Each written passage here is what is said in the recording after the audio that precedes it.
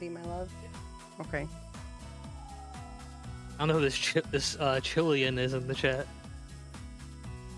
Chilean? Killian, or whatever it is. Where? Ray never changed their Discord name. Oh, gotcha. He's Chinchillian. I think I'm funny. Welcome, Fae Fiends and Far Travelers. I'm here with my fiendish, or rather, feywild freelancers for session 20 of our Imbalance in the Blood War campaign. Thanks for joining us as we dive through the 9 layers of hell. Last session, Tsana solidified his deal with the Lady of the Moonless Hunt and was told to prepare and return for a trial hunt when he was ready. The party was approached by a troubled human named Isabel, whose strange situation and pleas for help required careful navigation, but ultimately we agreed to help in a very constricted manner as to not upset Fey law. We then returned to Vok's home to rest, prepare for the trial, and sit through a debrief from Orena on the importance of the true location Vok holds and the 9 loopholes. And that is where we left off. What are we up to?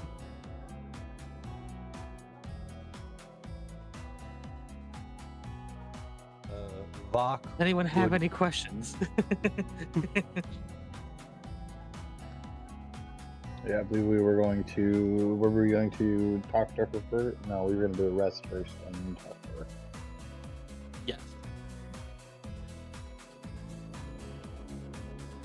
The idea was to finish out the night of relaxation and then go figure out this hunt fiasco.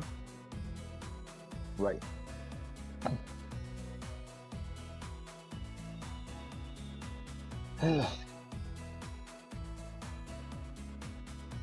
Are you at all worried, son?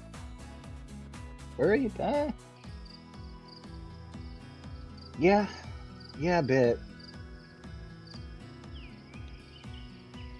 Always kind of been sure of my place, and now that's gone. It's a little disorienting.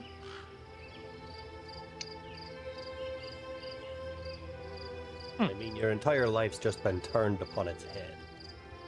It's not surprising that you'd be a little disoriented.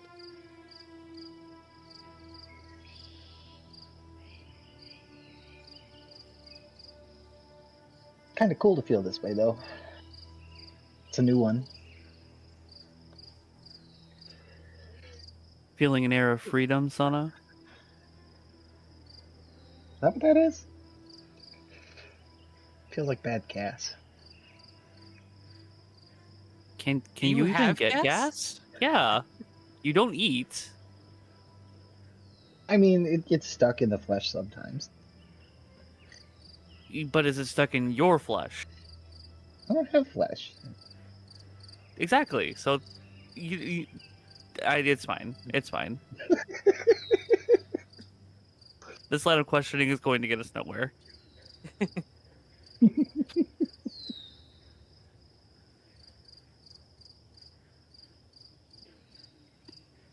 So you guys up to kill some stuff tomorrow morning?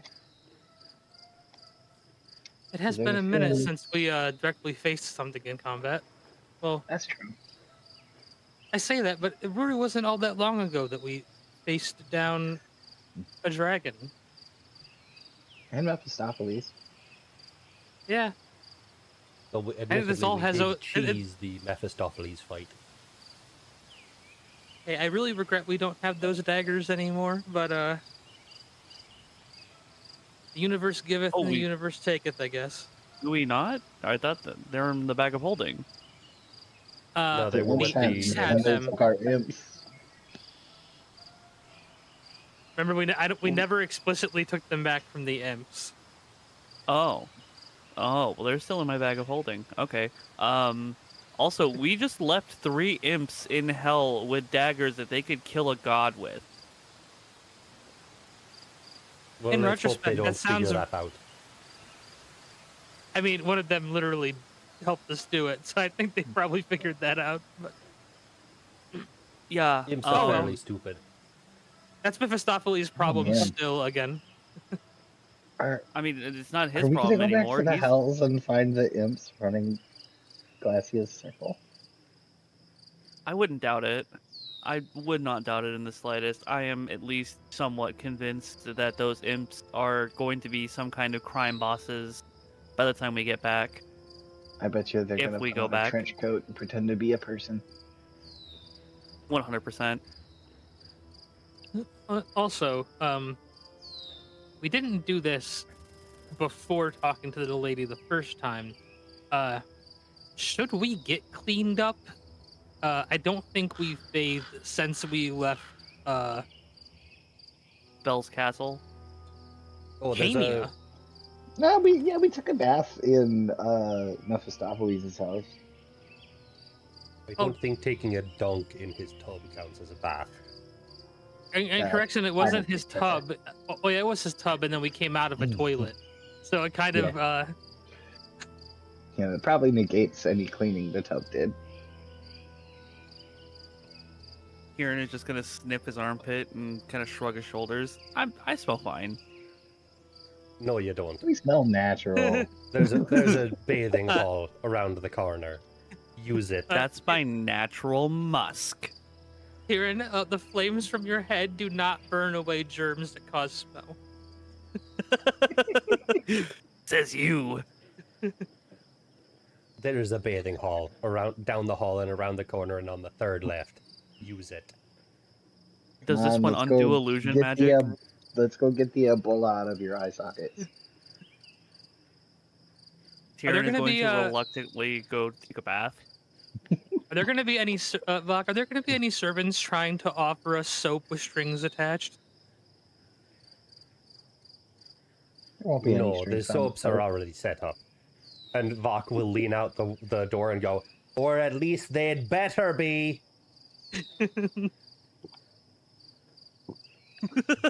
Just hear scrambling down the hall, the beating of wings and the dropping of soap. Just frantic pixie noises. Tiny little voices. Tsana, do you have Yeah. inspiration? I don't believe I do. Well, there you go. Inspiration from the chat. Oh, hey, thanks, chat. Orena will definitely make her way to the bathing hall because Orena was wearing really heavy winter clothing and probably sweating badly underneath it when in Kenya. Yes. While you did put on fancier clothes, I don't believe anybody decided to take a bath, so you absolutely can go down to the bathing hall. Vok, do you want to tell us what your bath is like? Are you a natural spring kind of guy or a Vok fancy porcelain? Vok is Open very air much a Roman bath. natural spring person. And so you go down the hall and around the corner and on the third... No, sorry. You go around the corner, down the hall, and on the third left. And rather than opening into a room, it is a door that opens into a courtyard with a secluded spring in it. And sort of built up sort of around where the walls would be is just thick trees that form wall.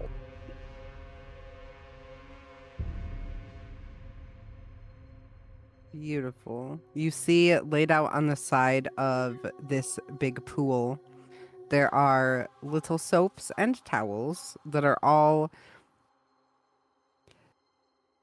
vaguely like hotel soaps, like they're in a fancy shape. You're not sure at first if they are soap or candy, but then upon further inspection, they are definitely soap, but still smell very much like candy because these are some human soaps that the imps have, or not imps, so sorry, sprites have so kindly put out for the mortal guests. But the Fae don't necessarily have a great grasp on how humans do things. So they are human soaps, but so much in the Fae that it's like It just smells like straight sugar. Probably could feed a hummingbird with it. On a And second then tray very less fancy nearby, towels. there is a collection of candies that smell like soap. Yes.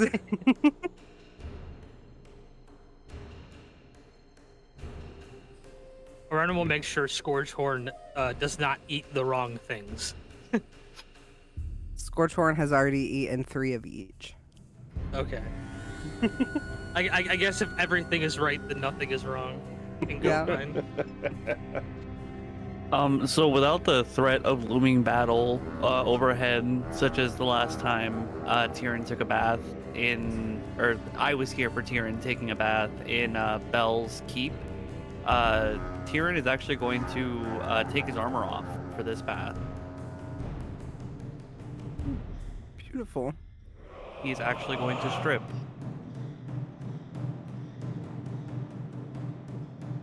You are all taking a bath together. I mean, we've done this before. That's valid. I'm Just locked. clarifying. Neither has Isabel. Yes, I do suppose I won't make any decisions on if Isabella takes a bath now or later, but we can assume at some point she does get fancy. Yeah, Orana will remove and fold the dress up to the side somewhere, assuming there's probably like a cubby for clothes based on this aesthetic. And get into the bath. Yeah, and Tsana strips off everything but the mask, so he's in his full puppety glory. Ooh, do we see any extra cracks and crevices on Sana from last time? A lot of the wood seems to have smoothed over slightly. Looks more like dead wood than jagged, broken wood. Yeah, I guess nothing super extra. There seems to be a lot more metal threaded in certain places. Along the arms, towards the feet, stuff like that. Beautiful. You seem to have some different materials, Sana. Yeah, things shifted around a little bit. I almost got claws now.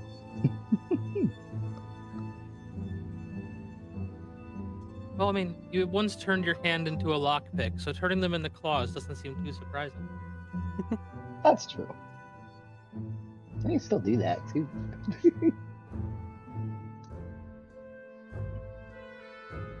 Orana is going to like. Are there any mirrors set up in this bathing area? Doc? Yes, there would be. I think there would be like one floor to ceiling length mirror, sort of at a tilt because it got caught inside one of the trees as it was growing. Nice. Orana probably before she got in the bath would actually have gone and like done kind of a body check to like check her scarification, because it's not something she's had a chance to do since the slime entered her body. Beautiful. Make me an investigation check. I have my character sheet open. Look at me. Not really. Investigation. That is an 18. On an 18, I think you catch a glimpse over your shoulder of maybe it is just a thick trail of sweat that has been caked so much in dirt that it's like a black streak down the back of your neck. But then you turn to try and look at it, and you see it. There is currently, as you turn and look, script being written down your spine, and it has reached like roughly that space right in between your shoulder blades where you can't reach it. And it is currently very, very slowly, but visibly in the process of writing as you watch. What is it writing? It doesn't look like words. It looks more like trails.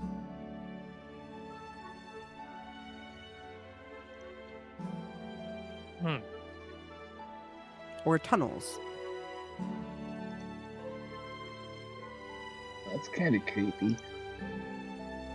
You got like a bunch of ant tracks on your back. That is a bit of a new development. And Arena will head back into the bath.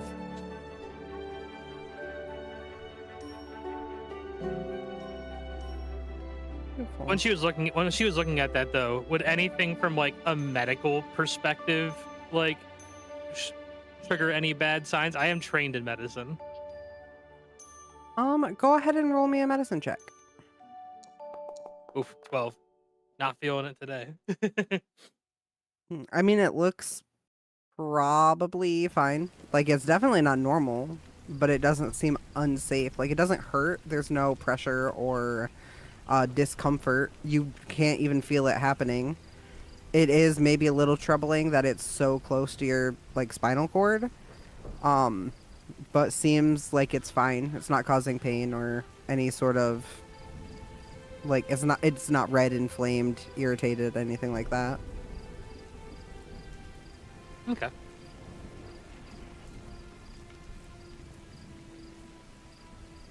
Erna will start like washing her hair with whatever soap she can find that's suitable for that.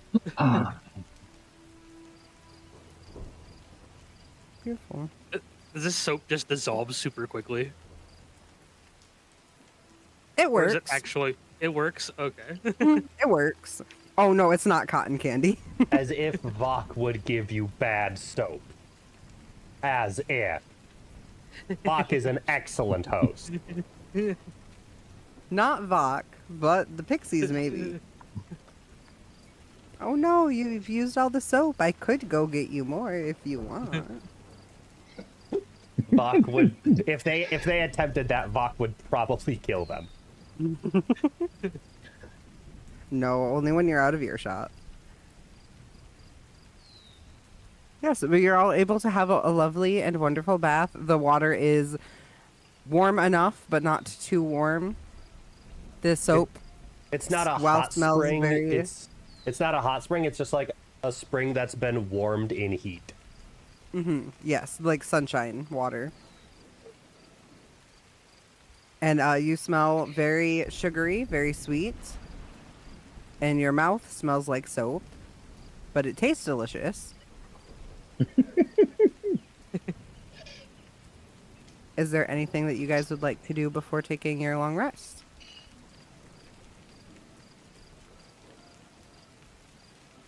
Vok Is Tyrion's entire will- body a skeleton, or is it just the head? It's just the head. Just the head? Okay. If you want, I can go into some greater detail, but it's gonna be interesting. I mean, we're in the bath, though. What a better So- time for detail. So you look like just a naked Knight Rider right now. Pretty much, yeah. So Tyrion, as he gets out of the bath, you'll notice that he is extremely well endowed. Like, to the point where you kind of, how do I want to phrase this? It's uncomfortable to look at. Yeah, it's like a just a forearm and a fist attached. Jesus Christ, man, was your father a horse? Yeah. My father was a centaur, my mother was a mermaid. And you're just a dude? Yeah. That is unfortunate. No, I'm fucking with you. For some fucking reason, the gods thought to give me this, and it used to be bigger. It used to be bigger. It's shrunken. Yeah. It's like the so, same size as Vok.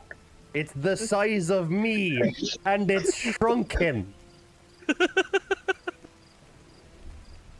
So I could stand sideways on your chest, and it wouldn't be any different. So that was what I made the deal with Asmodeus for, because I did not want to hurt my betrothed on the night of our consummation, and I needed some assistance in permanently You made a changing my deal with body. Asmodeus for a lop it off of me?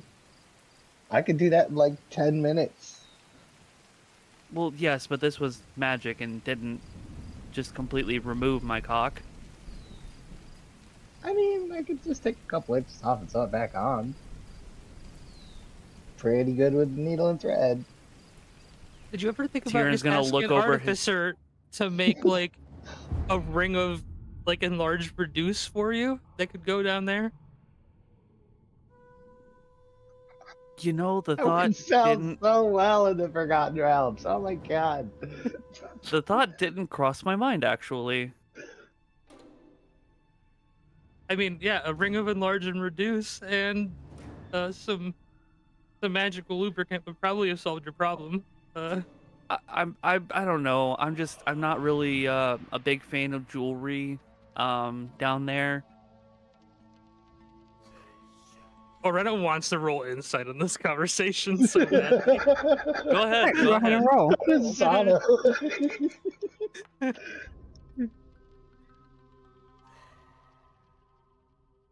That was my insight.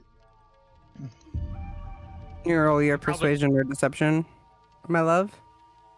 I was gonna wait for Sana's check to come through, but I will roll persuasion or deception. Where the heck is all my stuff? Is your character sheet broken from trying to import it from D&D Beyond? Maybe? Did you see What that roll, tab my is love? this stuff supposed to be? This is just on sheet, right? Yes, under traits. So there's like a little thing. Yes, I did see your roll, my love. I didn't, though. Insight, there Yes, it is. that's okay. I think you need to check how you're Find it. rolling it. No, I set it up so that persuasion and deception checks are blind, but I Oh, cannot okay. figure out how to make it so that the roller can see, but I can't. So me and the roller can see, but the other people cannot. Gotcha, okay. With that, Arena and Sana, you both succeed on this check.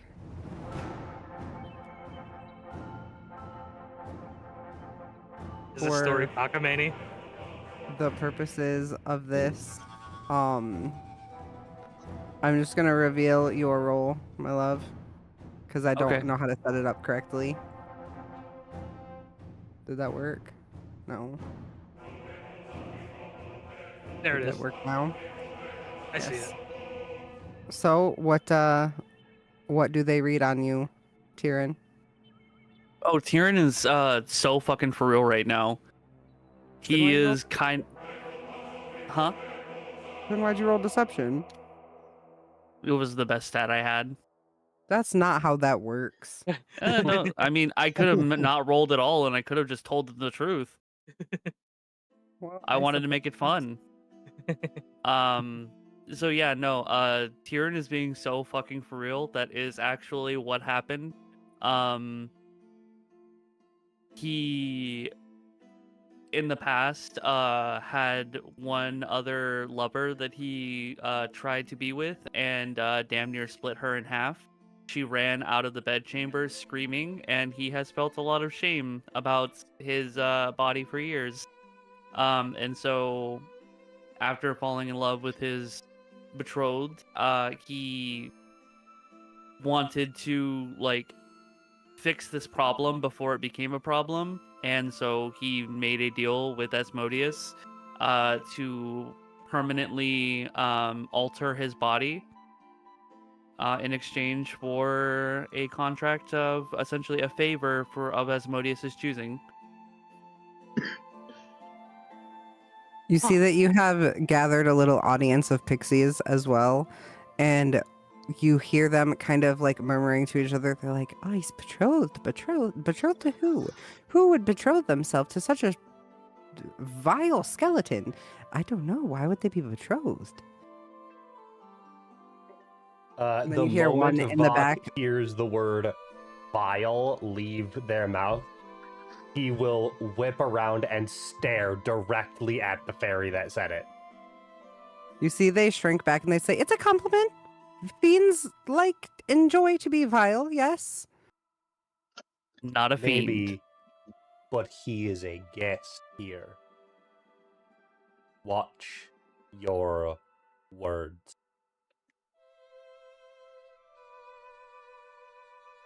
Many apologies. And they Good. shrivel up and turn into dust. I was about to say the distinct urge to thump like unarmed strike, like thump one of them with a smite attached to it.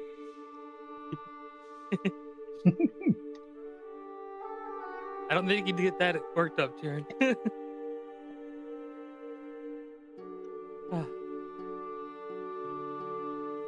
Damn, man. That's rough. Yeah. Looking back on it, hindsight is 2020. I didn't know how to handle it back then. Didn't know that there were, these various options. And so I did what I thought was best. And I would say I regret it, but at the same time, I have made some great friends out of this experience. So not the worst decision I've ever made. Hey, all kinds of bad decisions make good, results. Yeah, they make good stories at least.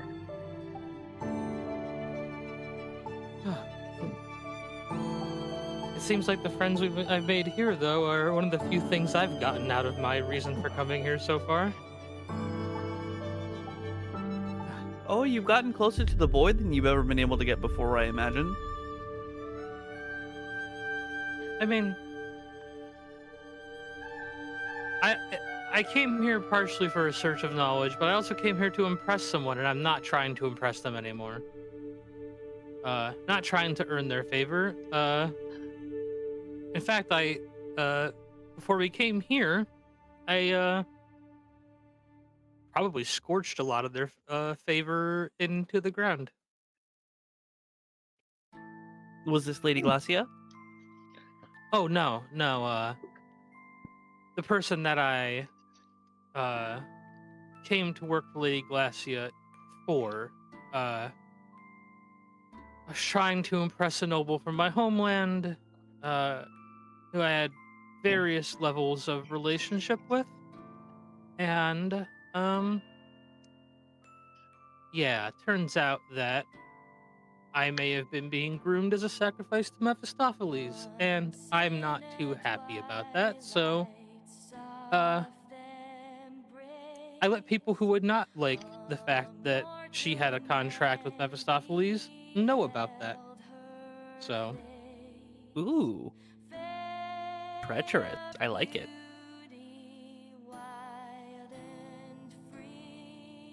knowing the person I told, she may be getting exiled from the university just as I was. And being an instructor makes that a whole lot worse. Oh, I can only imagine. When you were reviewing her contract, was there phrase about consequence or penalty for failure? Well, there was not. I don't think there was any consequence of failure, was there, Amma? A consequence of failure to what? I'm so sorry. For I had to pull up NPC names. The noble I was dating, who has the contract with Mephistopheles for Mhm. immortality in return for offering like mentees as sacrifice. Was there a Mhm. penalty to that not being concluded? So like if she ceases to continue sending people to him? Yep. She would immediately die end up in his servitude. Oh, Oh. oh yeah. I suppose that the fact that her reward was immortality, and that she is a dwarf who is now way older than the dwarven lifespan. I imagine that if she fails, I'm not sure the time window on that. Then she'll just die and be under or under Mephistopheles' service. The timeline is for eternity. So as long as she wants to be immortal, she has to continue sending people. Like, is there a mandated delivery cadence? Like, is it like once a financial quarter, or what's going on? Yeah, basically. Yes, yes.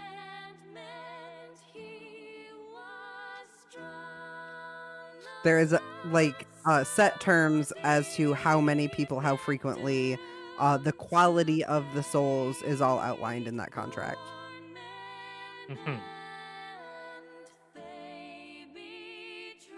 Well, I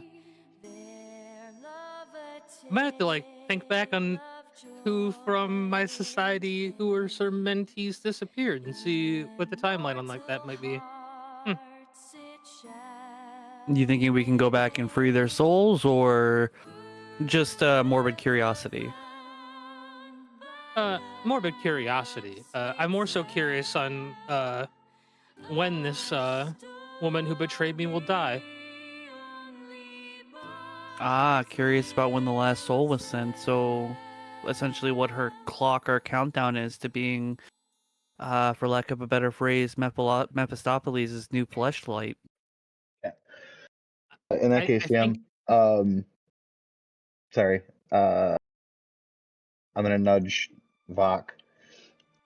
Well, Lorena was talking about, Mephistopheles and contracts.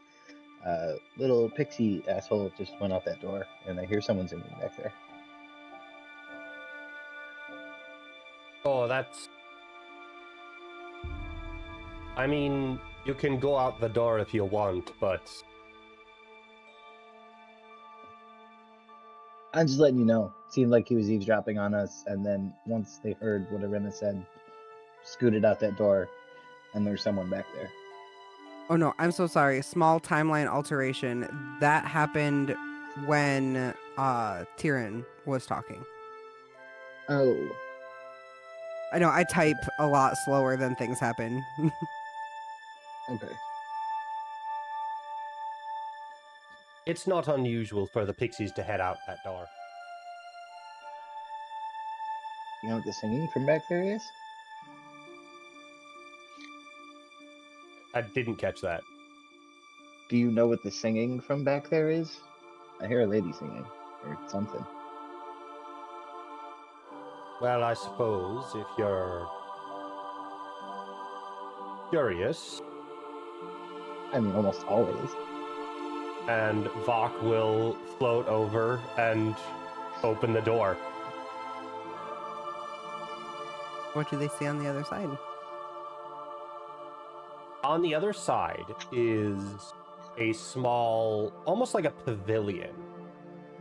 The area is surrounded by a large hedge wall that you would recognize from when you were initially arriving. You could see sort of the other side of that hedge wall from the front door. There's a sort of path running through the gardens. There's a sort of grown gazebo in the middle, and on the far side there's a small hut. And probably sitting at the gazebo with a plate of, some food, some drink, and a number of pixies is a woman.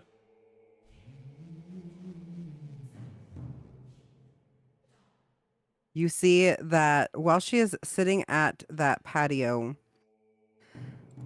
she is leaned over, listening to this little pixie that you saw fly away, Tsana, who is whispering excitedly in her ear, so quietly that all you can hear is like the buzz of chatter, and she I starts. can read lips. That is very valid, but can you read the lips when they're inside someone else's ear?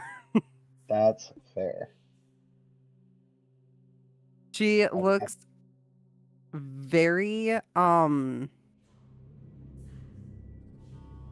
shaken by what this little pixie is saying to her.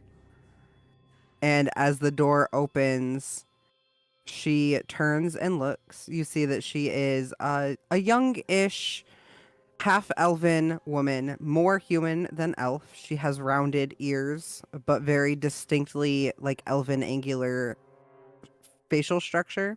She has very long, like wavy blonde hair. And she wears like a beautiful what is that fabric that is like see-through but like kind of meshy? Oz. Yes, like a gossamer long sleeve thing with a brown vest and this nice little skirt. Orena and Tyrion, you recognize her right away. You can't put a name to her, but her face is very familiar.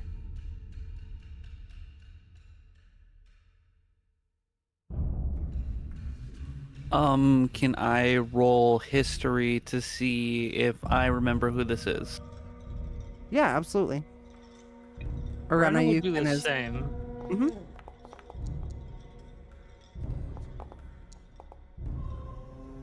I doubt Tsana has any frame of reference to know. No. But if Sana wants to provide the help action, I got a 17. I don't know if that's gonna be enough. On a 17, I don't know if you remember her name exactly, but you pinpoint where you know her face from. She was not someone you spoke with frequently, but there was a brief amount of time when you were still in school that she was just around some of the people that you did know and speak with. You never spoke directly to her, but it would be like a case where you would go up to talk to a friend and then she would be like, little wave goodbye, and is already walking away as you're approaching. Do I think she recognizes me?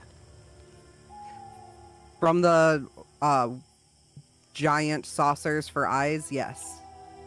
She recognizes somebody over there, and then maybe just Vok, but she looks a little too scared for it to be a recognition of Vok. Kieran is going to wrap himself up in a towel and approach her.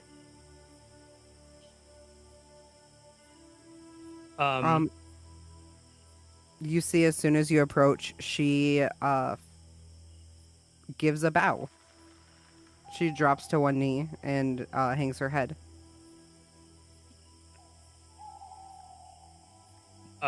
Orena would have grabbed her towel, but also grabbed her spell book before she approached.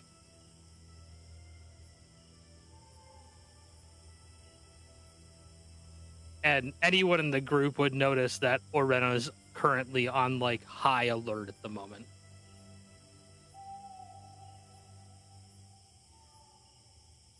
What is her reaction to Orena approaching? She does not speak. She stays knelt on one knee with her head down. And you see, I think you catch a little glimpse of her like turning an eye towards Vok.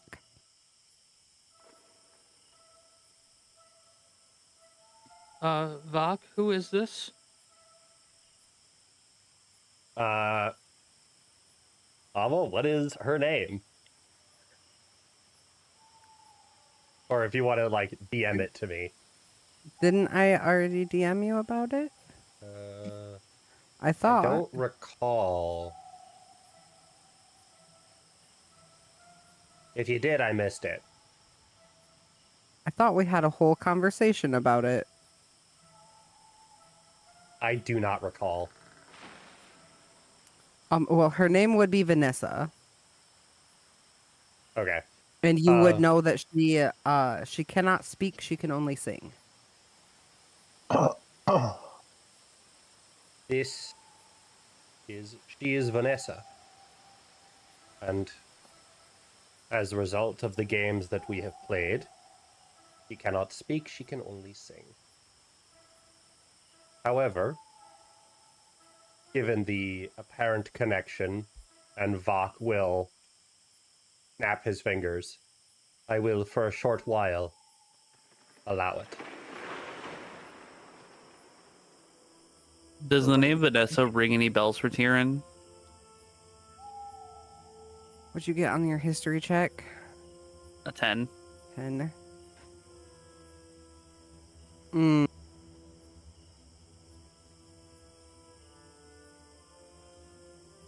I think it does that thing where you hear a name and it goes with a face and you're like, I remember seeing her somewhere back home, but I can't get any of the context around who she was or what her role was, why she was there, but I know that I saw her back home around the castle. Vok, is this your pet human that you spoke of? It is indeed. Tyrion's gonna turn back to her and kind of gesture for her to stand. There's no need to kneel.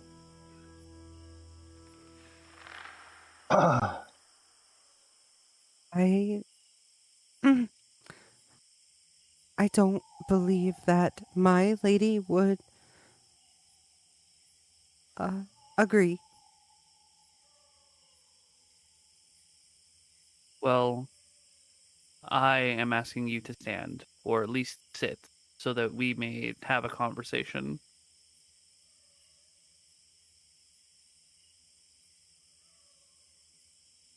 Does the runner remember which school this person attended? Did you tell me the name of your school? No, I mean which of the colleges, like evocation. Oh, Illusion. got you. School Yeah. as in not building, school as in class.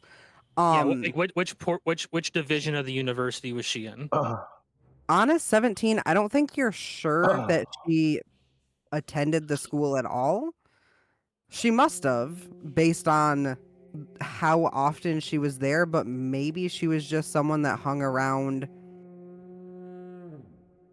like at quote unquote college parties, and so was friends with the people there at college, so would show up at the school, but you don't recall her being in any classes. Okay. In response to the sit and have a conversation thing, Tyrion, she will get up and very gently sit down at the little patio table again. You notice that her voice is rather raw sounding, almost like she's forgotten how to speak. You are Sir Tyrion, yes? Correct. You may not recognize me, but it's me. You see her face goes bright red. Not by visage, but by story. I recognize you. Tyrion, put a towel on. He did put a towel on. Oh, It probably put a Tyrion is doesn't second kind of- towel on. Tyrion is kind of just going to like put a palm on his forehead and kind of shake his head a little bit. I I had hoped that that story would not make rounds, but apparently I was mistaken. Um, Oh, no. I would hate for you to think that my lady was spreading gossip. Merely, I had just occasionally, when you trust someone a lot, but you have maybe some emotions that are hard to handle, you sometimes speak to that person that you trust, and as far as I know, it's only me that knows. it's calm down. You acted as a confidant. I trust and believe that. Who is your lady? Make me an insight check.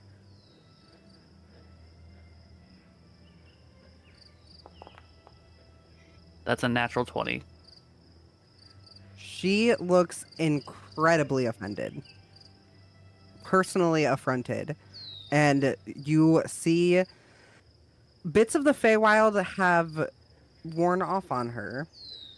I think with this natural 20 is when you first recognize her as the handmaid to the princess. And you see that bit of Feywild. It almost looks like her teeth grow sharp, similar to Vox, and you can smell the venom coming off of her tongue as she leans back from you and says, "You would forget love so quickly?" As soon as this dawns upon him, Tyrion's like skull eye sockets go as wide as saucers. No, absolutely not. I remember her. Don't take this the wrong way. It is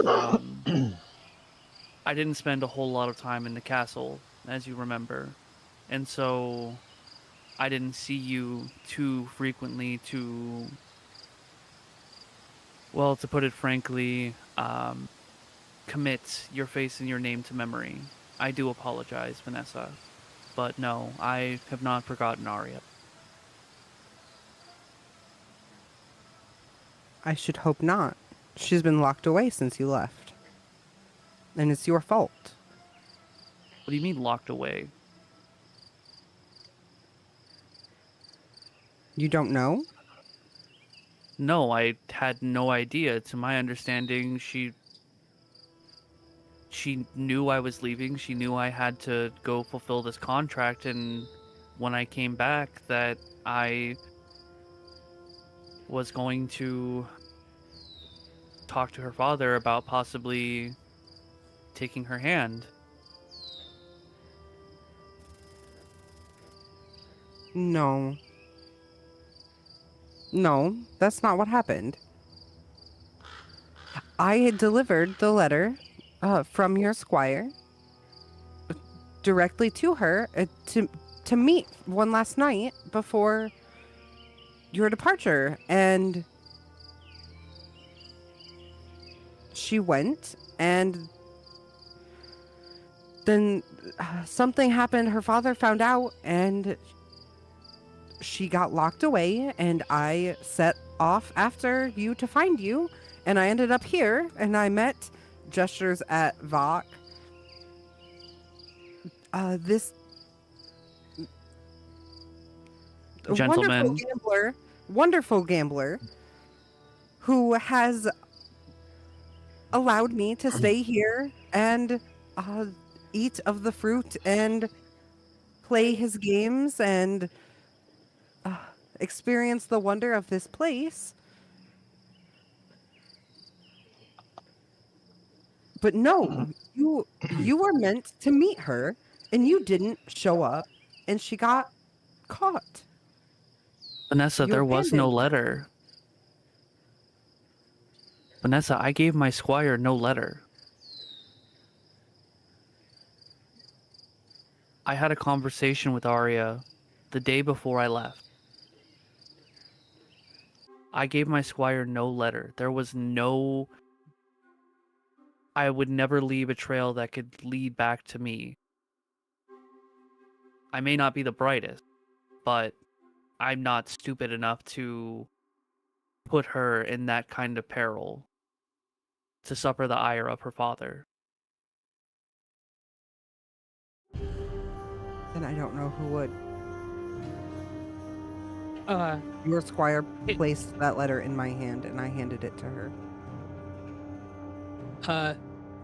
Tyrion, I have a question for you. Yes, Lorena. What continent is your home nation on? Oh, that is a good question. Give me 1 second.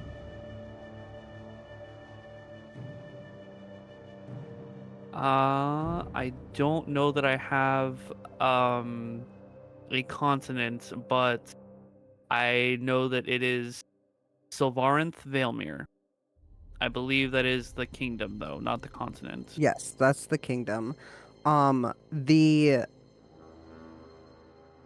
world, or not continent, but plane of existence, I guess is what it's called, is... Let me find the right part.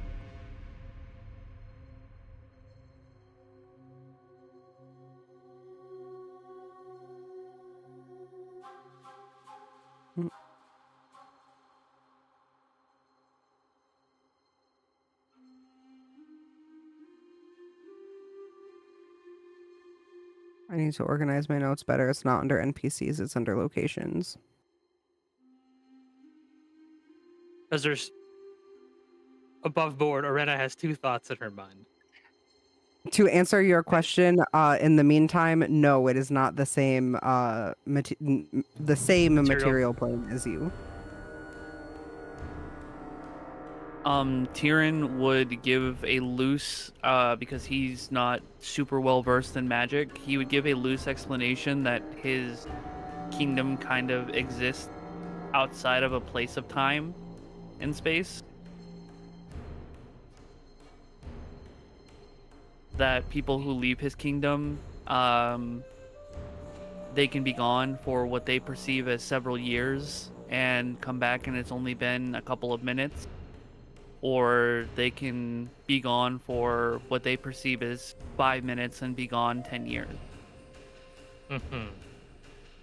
Arena will turn to Vanessa, look at her, and say, "What were you doing in my homeland?"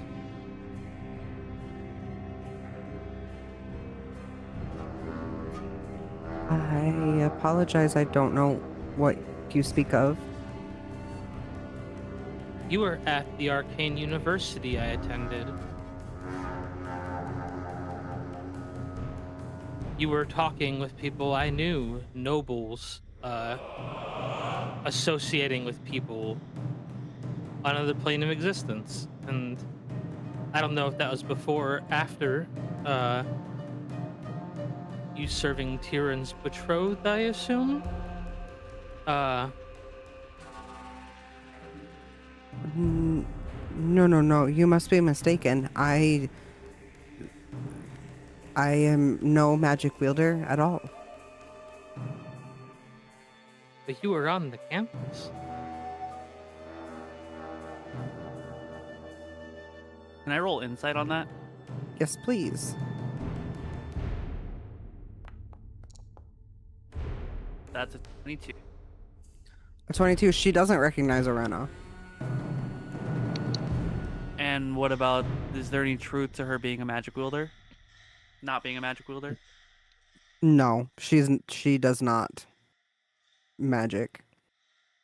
She is, for all intents and purposes, a commoner stat block with some fancy fae shenanigans, but nothing of her own doing.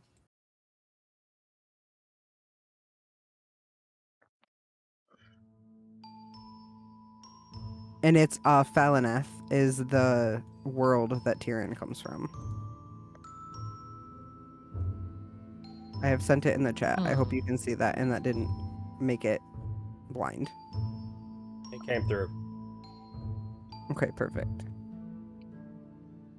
Does Arena recognize that plane, a material plane, as someplace the university has regular dealings with? Oh, Go ahead and roll me a history check. 23.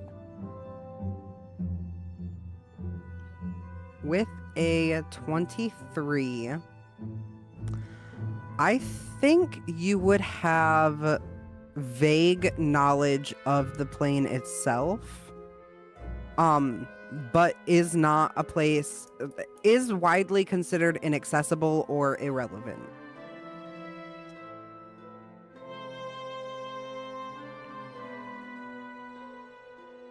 Either it's too much trouble to get there, it's not worth the resources,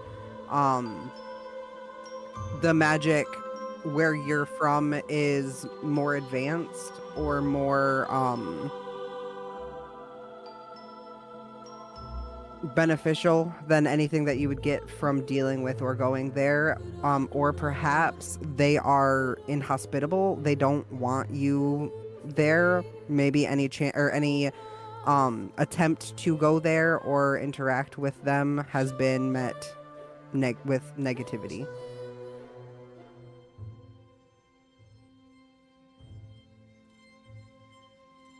If you claim you've never been to the university I'm from, I can't remember the exact. I need to write down my nation's name, but I will mention my nation's name to this person and see if they have any reaction. Go ahead I'll be and like, roll my me. name. Yeah, my name is Lady Arena Ilma, and I'll say from this nation. 22.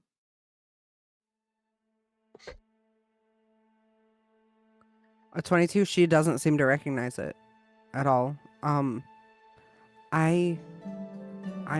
not familiar. I'm sorry. I don't know who you believe I am, but that isn't me. Do you or Tyrion, happen to recognize the name Philagar?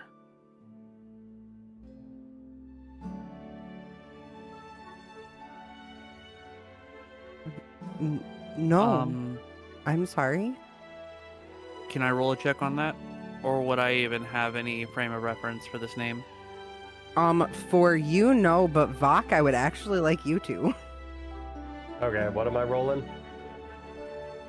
History, please, and thank you.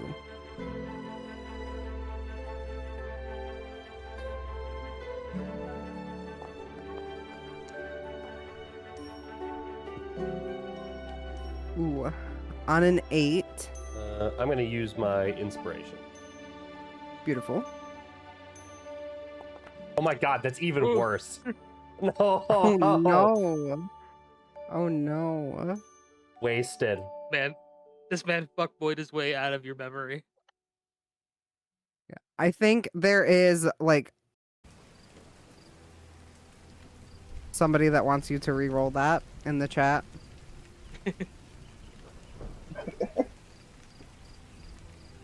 Okay.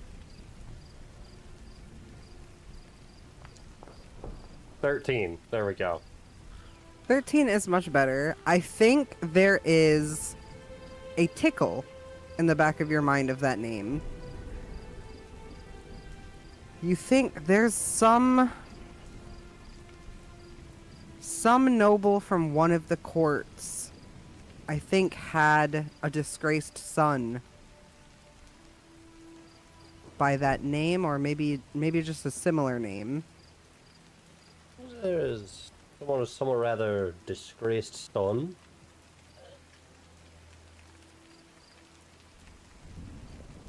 I I ask think he was a because change. oh, did Vok get that? Mm-hmm. There's a noble in one of the courts who had a disgraced son, either by that name or a very similar one. Philagar, he was a changeling.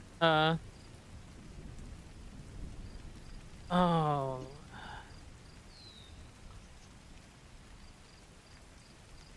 Tyrion, you mentioned that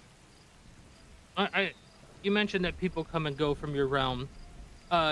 When you were around, what you all would consider great mages disappear from the your home and never come back? I mean, yes and no. People were free to come and go as they please, like all the time. Tyrion is gonna roll history to see if he can think of any specific names of any um mages that would have gone and not come back, as I imagine it would have been big news. Mm-hmm. Go ahead and roll history. Oh, my rolls are terrible tonight. On an 11, too many to count. Yeah, Tyrion's just gonna kind of start listing off names. You can think of at least 20 off the top of your head, but nothing that feels relevant to what Arena's asking. Well, it seems that someone in my home decided to take on the appearance of your betrothed handmaid here. Was Filigar trying to fuck with me? Oh, he was, but... Is Arena getting the idea that Filigar knew this person and then imitated her appearance to try to get closer to Arena? You got a 23 on a history check? No, I don't think you've seen Filigar and the person that looks like Vanessa in the same room at the same time.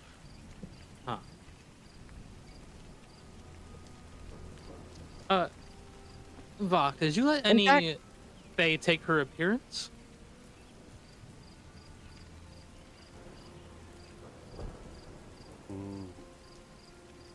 No. Oh, go Well, on. I'm sorry.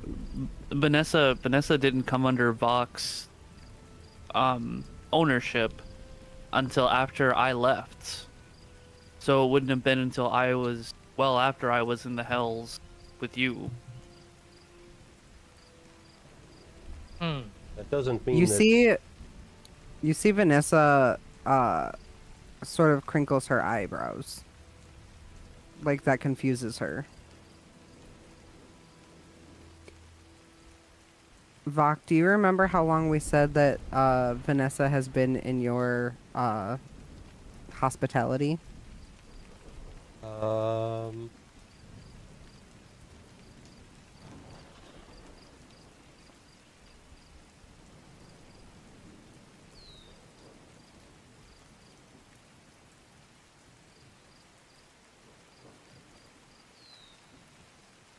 This is not a trick question. I do not. I'm scrolling back through. Gotcha. I could be mistaken, but I'm pretty sure it's been a couple hundred years.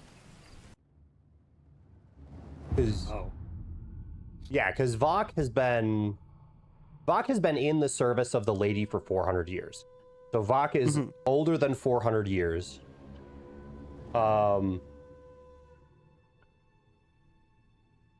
But I don't see it, but that sounds correct. I think that might have been something that we said out loud when we made up the fact that you have a pet human. That does track. But in my head, it was at least half as long as you have been in the service of the Lady of the Moonless Hunt. I will take your word for it. And we should really start writing this stuff down. Yes, we should. I have it written down, and then I just don't remember what of it I've talked to you about and what I haven't. All right. Well, then we can talk about it a little bit, like either after this session or before next or whatever. Yes. I'll send more notes. All right. I think would Vok notice the confusion on her face? Oh, for sure. I think you would feel the confusion because you have at least a vague timeline of when Tyrion got to hell. And it was not a couple hundred years ago. Tyrion, how old are you?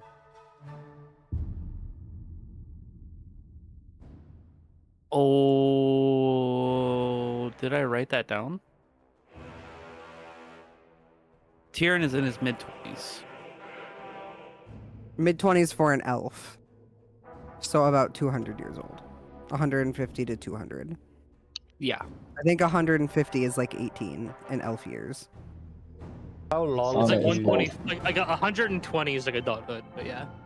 Oh, 120. Gotcha. How long were you Then probably on like this? 180, 200. Tsana is both younger and older than you.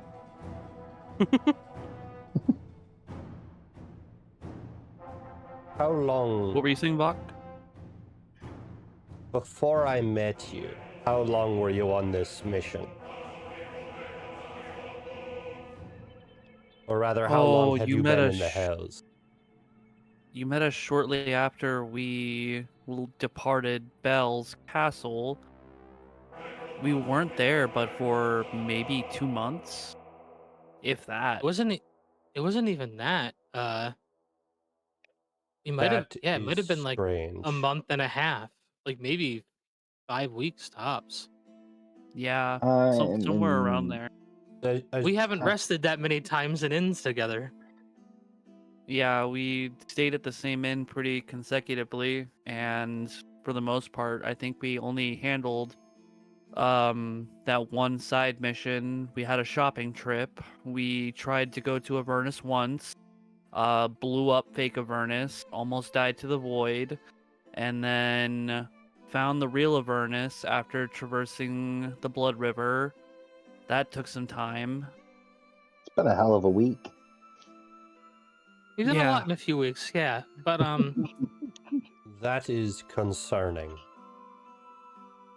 It is not unusual to consider that time is unusual in the Feywild.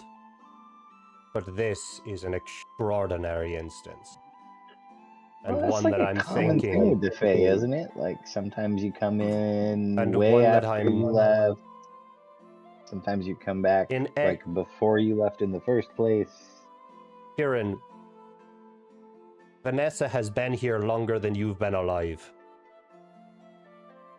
Yes, and that's deeply concerning, especially considering, much like the Feywild, my plane of existence tends to exist kind of outside of time.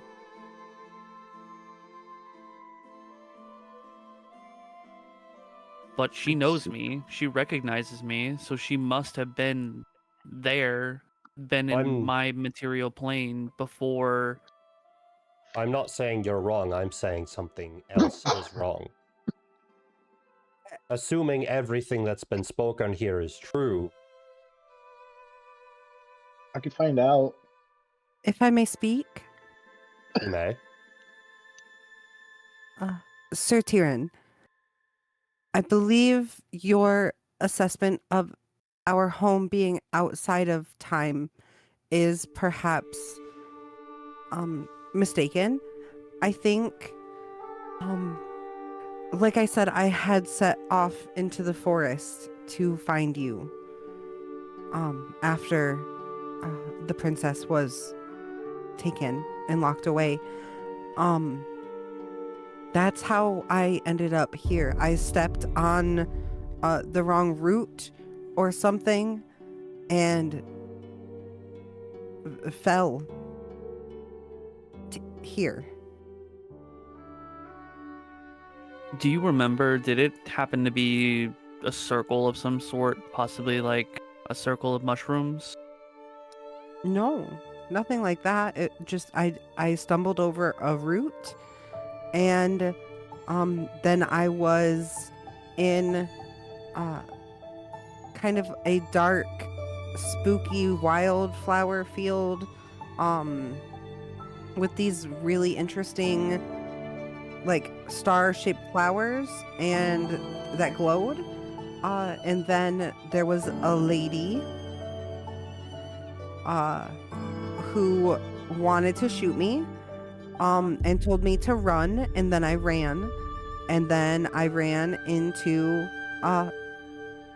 Lord Vok here, and he offered to play a game, and I lost, and now I'm here. So it sounds like you stumbled into the feywild from the forest, ran into the Lady of the Moonless Hunt pretty immediately, and were lucky enough to find Vok before she caught you. No, she caught me. She, let me go? Ah, Thinking Well- of Vok was the Cheshire Cat. And I will note that she has not aged at all since the last time you saw her in Vok. She has not aged under your supervision at all. Would That- that be due to Vok's influence, or just due to the fact that she's in the Feywild eating Fey food? Maybe a little bit of both. I'm not sure how much Vok knows about humans. Maybe you think it's normal. is she a human or is she's half human, half elf, right? Yes, she's half elven. But favors the human half. Yes. And by any estimation, she should be much aged. If it truly has been 200 years.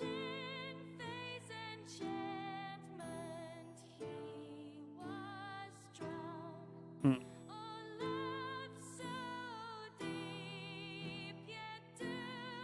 We could just chalk it up to Feywild magic, or we could chalk it up to Vok's influence, or we could chalk it up to the food here. But she should be significantly more aged if she has been here as long as you say, longer than I've been alive. Could call it Feywild time dilation. I'm truly not sure. Yeah, because she's a human. They live like, what, 100 max, right? Well, half human, 3/4 human, maybe. She does have elf in her. My father was an elf, but he didn't claim me. Oh, half elven. Yeah, you still got a couple hundred years in you then.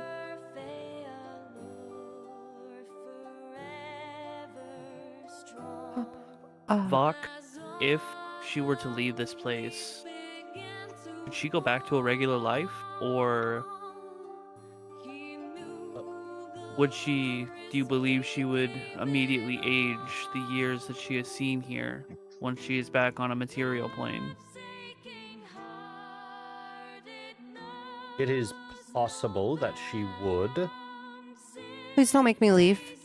but an arrangement could be made that she maintain a lifespan of normal proportions. Vanessa, nobody's going to make you leave. No, You're here of your own free will. ish. If She shoots eyes at you, Vok. Vok says out loud, ish. okay, well, close enough. If If you wanted to leave, I could. If she left, Go ahead. then an arrangement could be made that she live out a normal lifespan, or given other circumstances, could live out the Fey lifespan that she is currently living, which who knows when that'll end. By the way, a comment was made earlier. Somebody said something about wanting to know if everything said was the truth. I have a way to make sure that happens, like, for the rest of the conversation. Zone of truth. Yep. I mean, you can all roll insight, but above table, Tyrion is being completely honest. And above table, And it then is more known on that that, Vok cannot lie.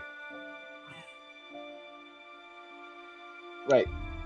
I think people were more concerned with what she was saying. Yes. But Vanessa, I'm not trying to make you leave. I just, if you wanted to, was going to propose that as an option. I fear that if I were to return home, I would be killed. Over what? Eating the princess? Dereliction of duty, disappearing for who knows how long, AWOL.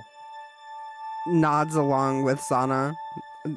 Yeah, That's a big thing in the Hells, man. Deserting is like a death sentence. Well, yes, but that's the Hells. This isn't. It's not like that where we're from. She was doing her best to fulfill her duties and ended up in the Feywild. Right, but personal attendant to a princess goes missing, and people start wondering, oh, did she defect to another country? Is she selling secrets to people? And she shows up, and you just kind of silence it before it becomes a problem. Sir Tyrion, don't mistake me. I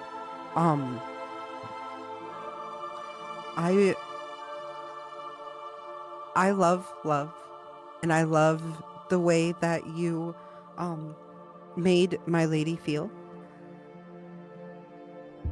I did everything in my power to assist in your meetings, and doing so according to the king is treason.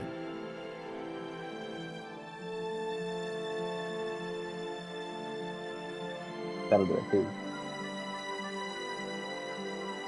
Oh, I could always kill the king. Fear, just fear, all over her I don't face. have any royal flesh yet. Maybe table that discussion for another moment. Yes, Tyrion does need to get going though. So you guys enjoy the rest of the session, and I will catch you guys next time. Yes, we see you next Later. time. I think Bye.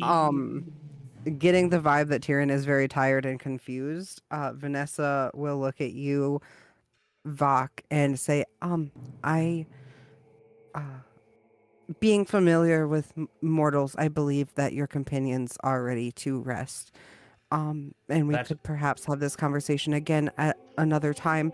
But, sir, I would request only that, if you would allow me my voice for a little while longer, if I could have a private conversation with, the Lady Orenna, please. Vok will take a moment, look at Arena, look back at Vanessa, and say, "You are permitted your voice until we depart to meet with the lady once more." Thank you. While you have your voice, and before we walk away and let you have conversations with the dramatic lady, you have a very nice singing voice. When you die, can I have your tongue? Oh my god. I think Vok has to answer that question for you, Sana. Yeah, you see it That's like fair. eyes darting at Vok. It seemed polite to ask the person who, the tongue is in their mouth.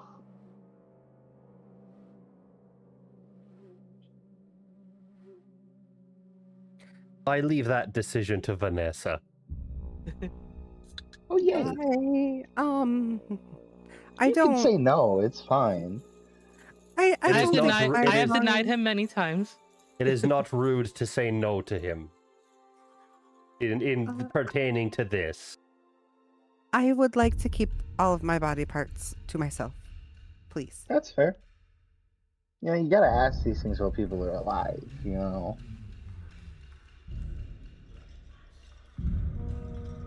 Anyway, enjoy your conversation. Yep. Orena's going to sit down in the towel with her spellbook in her lap. Orena's not going to go and get her dress back because she does not want to take her eyes off this person for a moment. Vok will float a respectful distance away, but sort of just be hanging near the door. You want I should drop a zone of truth before I leave?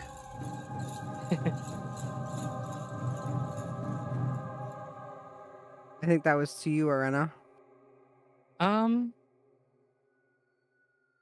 I can drop one for You you can if you want. I don't think I have to be in it. I also didn't make. I don't know if I made a save. If they saved against it or not. I would know. Or if I saved against it. I don't think I rolled the save because I'd be affected too. Yeah, you'd have to make a charisma saving throw. On a Well, you failed could save, you can't speak position a it. deliberate lie. But yeah, it's a If I was in 15-foot sphere, so I can choose like where it's centered okay, within so 60 yeah, feet of me. I'd say keep it up, please. There are questions So save DC is 17. Yeah, so this if is I was 14. yeah. Okay, so I would have been outside of it, but yeah. Yes.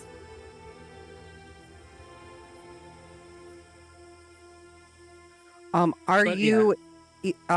you dropping eaves, Vok? At the Outside start, the if door? if Vok decides that the conversation is nothing unusual, then Vok will Detrimental? just leave. Okay, beautiful. But Roll me a Vok will, perception check. yeah, Vok will start dropping some eaves, but likely will just leave later.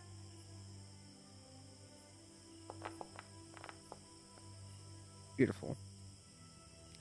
As soon as the door shuts, Vanessa will sort of lean over the table to be close to you so that she can whisper. I did not lie about anything that I have said. Just to be clear. I don't know you. But I have seen you in my dreams. Is that so? Mm. In what dreams have you seen me in? Strange dreams. Where I'm from, there's a bit of a curse, I guess, or some strange thing. The nobility, so not me, it shouldn't affect me, but the nobility, my lady spoke of strange dreams often, places that she didn't know or couldn't find. Now that I've been here, I think she dreamt of here, of the fae and the fairies, and I guess this is something that has been happening to the nobility of my home for a long time, generations, I guess. But my dreams were different. I dreamt of cold stone chambers and very proper looking men and women and beings monotonously walking down corridor after corridor, carrying books stacked clear over their head, and you and me, but not me. There was someone with my face, but not my self, if that makes sense.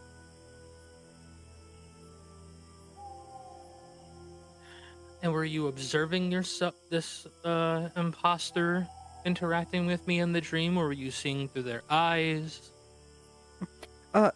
From the sky as if I was flying, usually.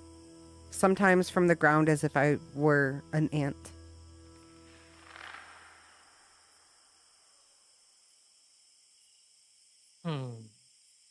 I don't know what it means. But I wanted you to know because you seemed confused, but I'm also scared to speak it.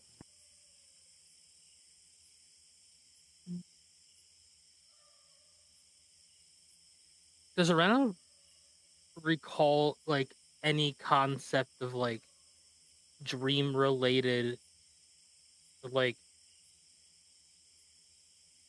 I'm trying to give it be conjuration that could cause like someone to like kind of like astral project into another plane temporarily, or like Oh yeah, go ahead and roll me an Arcana check.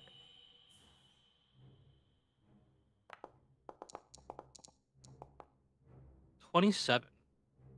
Gorgeous. With a 27, there are a lot of things that can cause stuff like this. Like when she spoke about the princess dreaming of the feywild, that's super common um among places where there is like a fey touched essence.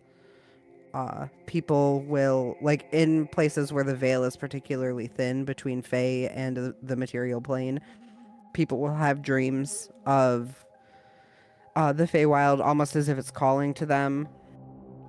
There have been people who dream of the hells because of either some sort of like selling their soul but they didn't know about it kind of thing. Like people who offer or sell away their firstborn child in exchange for some sort of fiendish contract. Will often have dreams of the hells before they are actually taken there. There are also creatures like night hags that can infiltrate dreams and sort of impart anything that they want. There are a lot of cursed magic items that tend to leech dreams, influence dreams, send people to other places when they dream, stuff like that.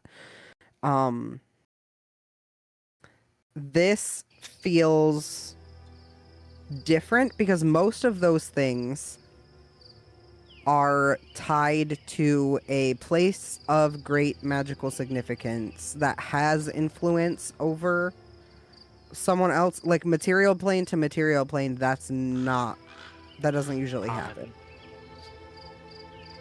Unless, of course, there is some sort of magic item that is leeching cursed energy. But to your knowledge, from your history check earlier and this 27 Arcana, there's no sort of intermaterial plane magic curse business going on.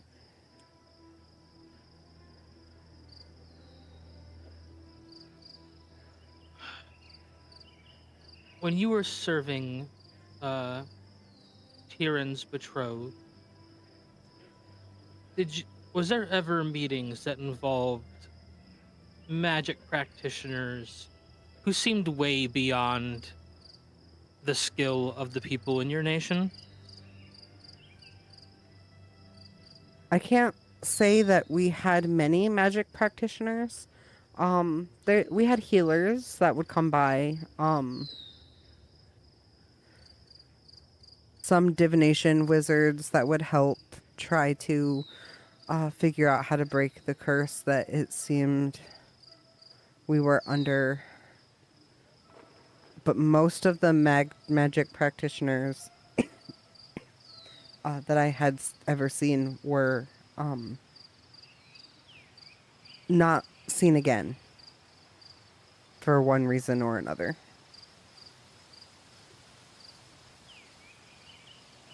Nobody seemed particularly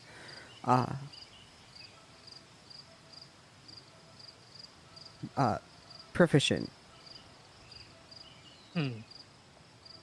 Because for context, my concern is that it is odd that if you've never been to the nation of Kartevin, or the plane of Kartevin, rather, that I would recognize you, and what could create a parallel you or someone impersonating you. If someone is impersonating you, that means they would have had to have been in your and Tyrion's homelands, which in turn would mean that there's some degree of political espionage or interplanar espionage happening from my nation to Tyrion's. At first, I thought you were an agent from my side, And honestly, depending on how these conversations went, I came ready. Her eyebrows go way up when you say an agent from her side. Like, that sounds like the scariest thing that she's ever heard, and she's been hanging out with pixies all day for 200 years. My nation trains people in two ways. We either go to new planes and find who's worth dealing with, who is worth doing trade, sharing magical secrets, sometimes take control over, for oftentimes if they're areas that have wild magic that they cannot control. And then there's people who stay in our home and protect. So seeing a friend, seeing what I would assume is a recognizable face anywhere outside of my home, where I travel, is a degree of risk. I don't know. I can't seem to connect the dots though, and 'cause you have not been lying, and you seem honestly beyond your depth of what I'm explaining here. So there's a string missing that I need to find. She, like, nods really rapidly. Way, way out of my depth, yes. I have been quite lost for, well, since you all arrived, really. I do want to throw out two more names to see if you potentially know them. Do you know a Lady Hazrin or a Lady Slanthics?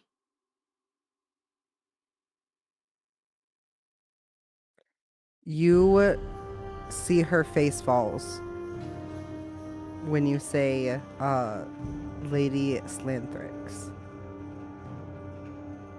I don't know them, but that name is whispered in my dreams.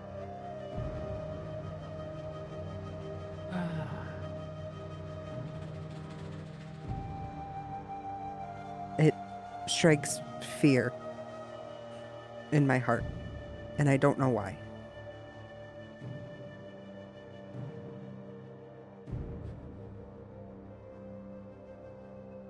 What is the name of the king of your nation?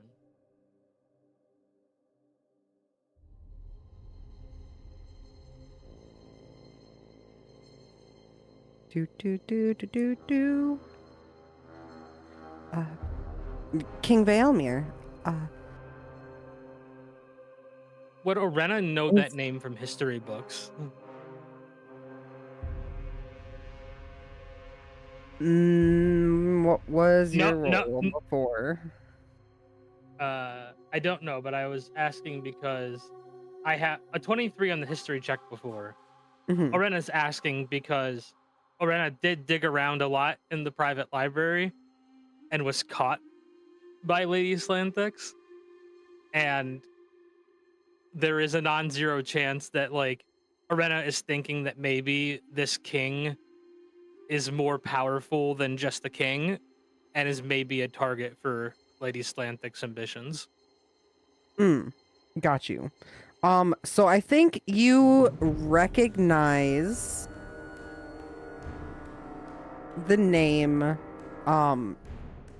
in so much as that is the family name of the ruling, crown of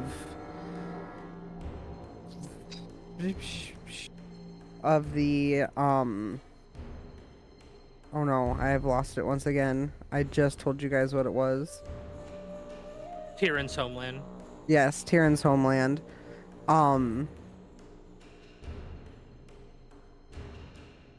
But was not, like, something that she was taking notes on or anything like that.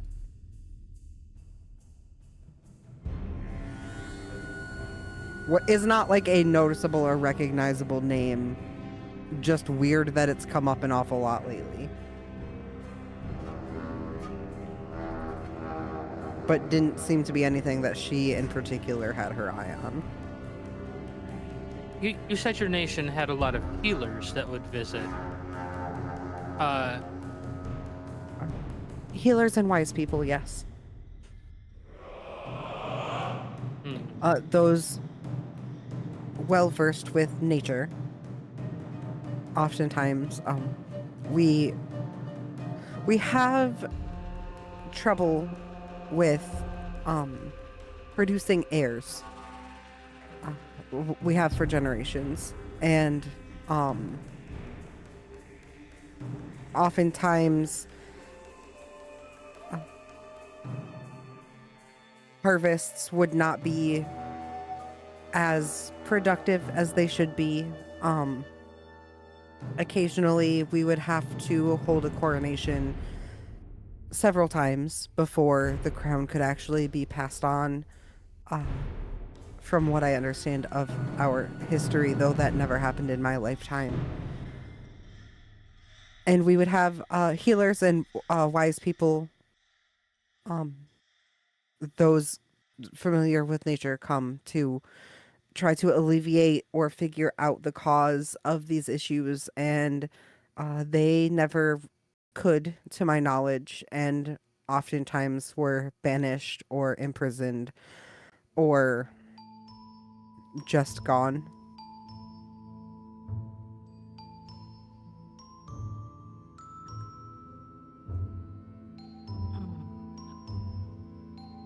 If you're dreaming of Lady Slanthics, though, I can't imagine that anything good would come of that. She Lady generally- Arena? Yes? Can I ask you something? You may. I've asked plenty. Do you ever feel something crawling around in your skin?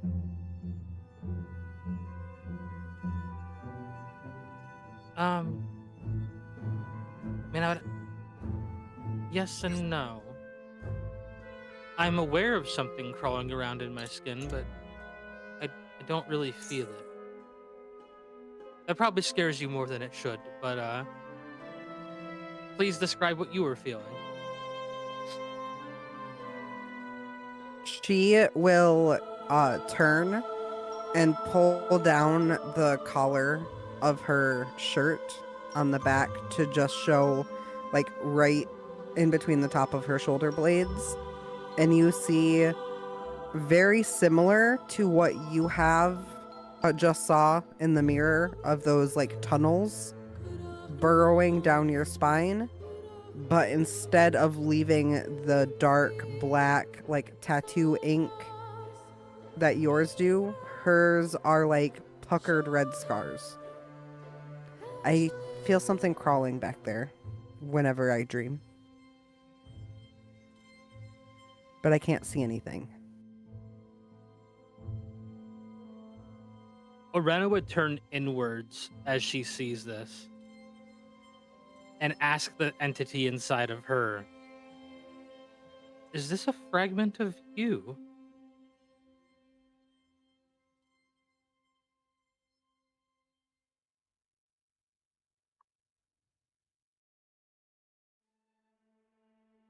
A horrid mimicry, from what I can tell. That is not us.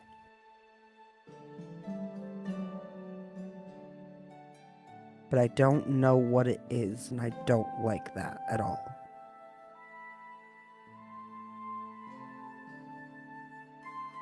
Can we remove it without killing her? If it were me, no. Though I can't be sure because I don't know what that is.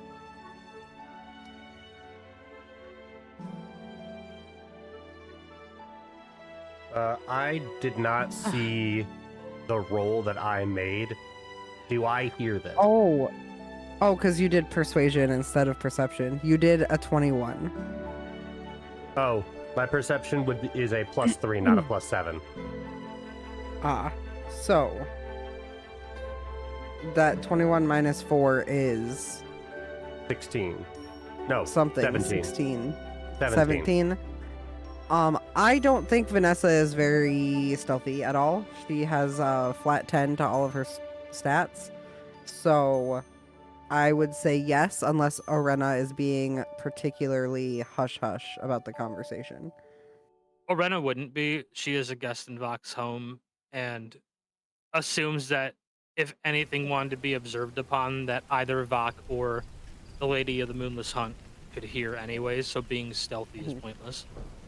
Got you. So then yes, you would be able to overhear all of this. Okay, then Not the Vok- voice of me talking to the thing in my head, but Oh yes, not Vok- that part, because that's internal. Vok assumes you're talking to the thing. Vok doesn't need to hear what's being said to know you're talking to the thing. You just start Blair witching in the corner. Vok I can would- communicate with it without going comatose. Yes, yes. I You think do it does you still do it make because you enjoy it. It is at this point that Vok would fly over and say, "Why did you not bring this to my attention?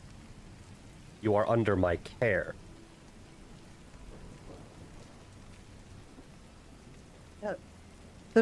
The pixies said it was normal. The That it's pixies from are the food. morons.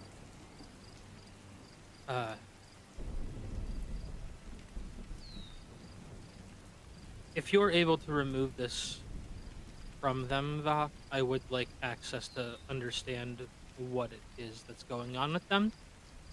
For context, as I'm sure you've been listening, there seems to be some sort of planar doppelganger stuff going on. I'm sorry, Regardless, remove what?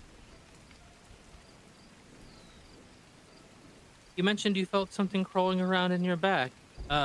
There is. What do you mean? What do you mean there is? It's just dreams. It's just dreams. It's not real. Dreams are My very much real.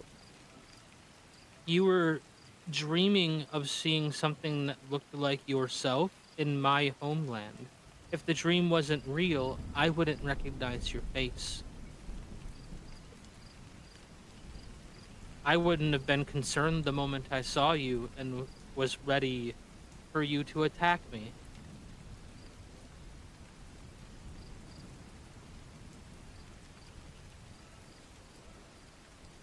So what you have is very real.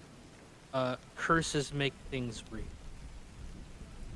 You see that she begins hyperventilating, screaming, and clawing at the back of her neck.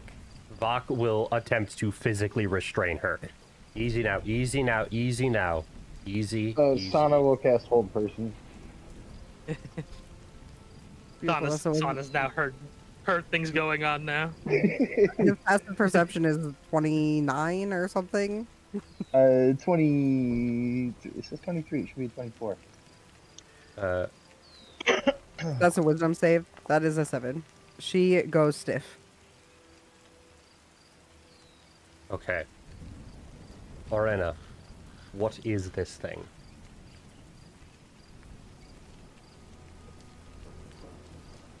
It is a bad mimicry of something that someone who mimicked it probably didn't understand. I can't give you an exactly what it is, but as I'm sure you saw in the bath, I have something similar, but it is something I cannot actively feel, and is something intentional, where this is a curse.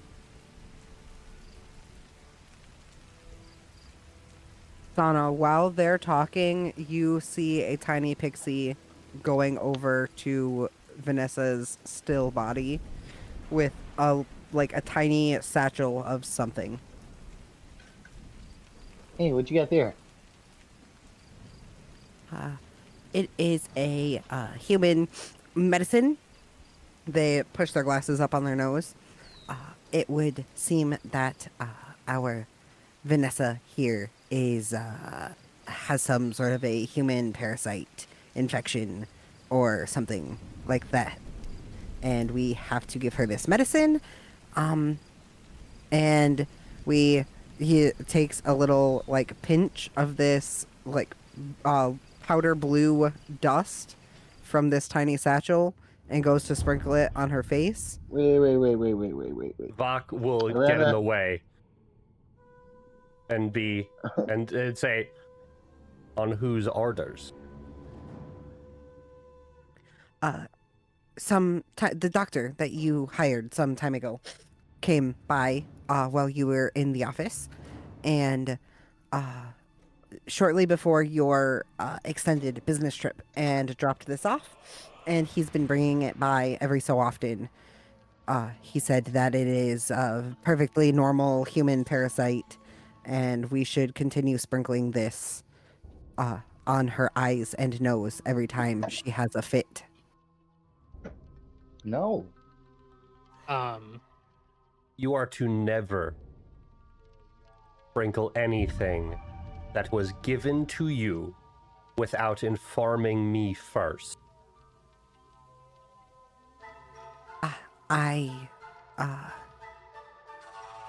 He stated that you gave the orders for him to come and diagnose her and provide treatment.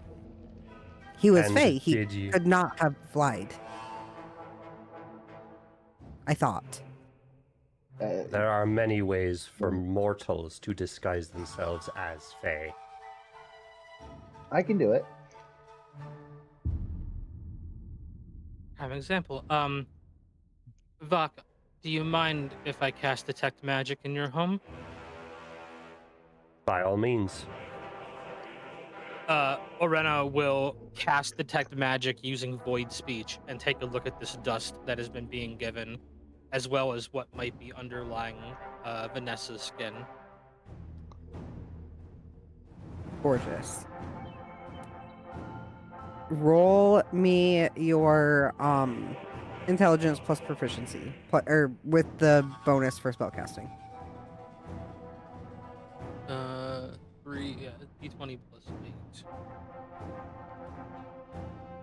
You can make an attack roll at Scorchhorn if you need to. 26. Ooh, gorgeous. With a 26, you cast Detect Magic. Obviously, much magic all around. You're in the middle of the Feywild, but focusing in specifically on this little satchel of powder and anything affecting Vanessa. Neither have any sort of magical signature. Vanessa has some stuff that is like the remnants of having eaten Fey food and whatnot. The little bits of like residual, I've been in the Fey for a long time, I'm not aging because of it. Fountain of eternal youth kind of business going on. But specifically whatever these scars along her back are don't have any sort of magic in them, but using your void speech, you do see, like, while you are casting this spell, it is tremoring.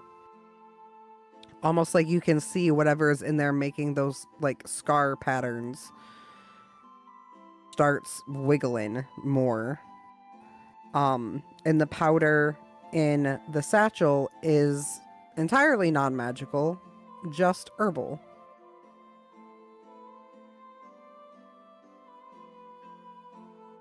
And I... With the...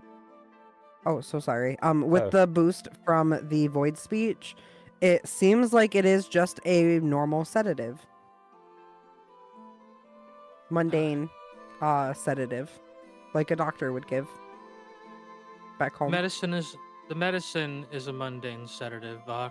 You don't have to worry about anything from there, other than your chain of command being not up to par. Vok is like it is plainly apparent to anyone who attempts to discern from Vok. Vok is livid that someone has come into his home and trespassed into where he keeps basically his dog and like essentially violated his home this way. Mhm. Somebody's been roofing his dog. Yes. Whoever this is, Vok Vok is now aware that they owe him a fucking debt. Beautiful. Orena's gonna try something. Mm-hmm. Orena is going to loosen her tongue and go to the void language and say, remove yourself without harming this individual, because if you do not do so willingly, I'm sure the Fae will kill you. Show yourself, you imposter. And I'm gonna see if this thing responds. No response. No? It is when you speak, it is not quivering like it was when you were casting the spell. Huh. Oh, it reacts to void magic, but not void speech.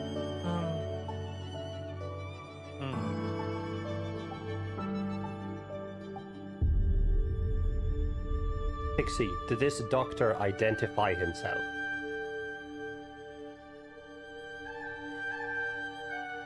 He said that he would not give his name.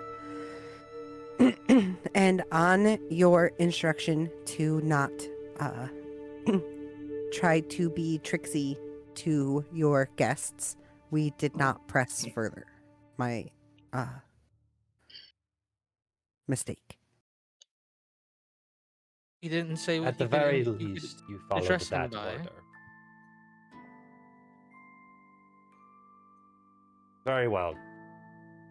You may go. He just said to call him the doctor. Great. And when you say you may go, he gives a little bow, hands this satchel of sedative to you, and then hurries off. And Tsana, you see all of the other pixies that have been kind of like fluttering around and taking care of business are keeping a very wide berth around Vok and are staying as far as possible as to not get themselves in trouble. And I'm sorry I I think... scared your pet, Vok. Oh, go ahead. It is fine. It is not your fault that this has occurred. But someone else is to blame. And he will pay.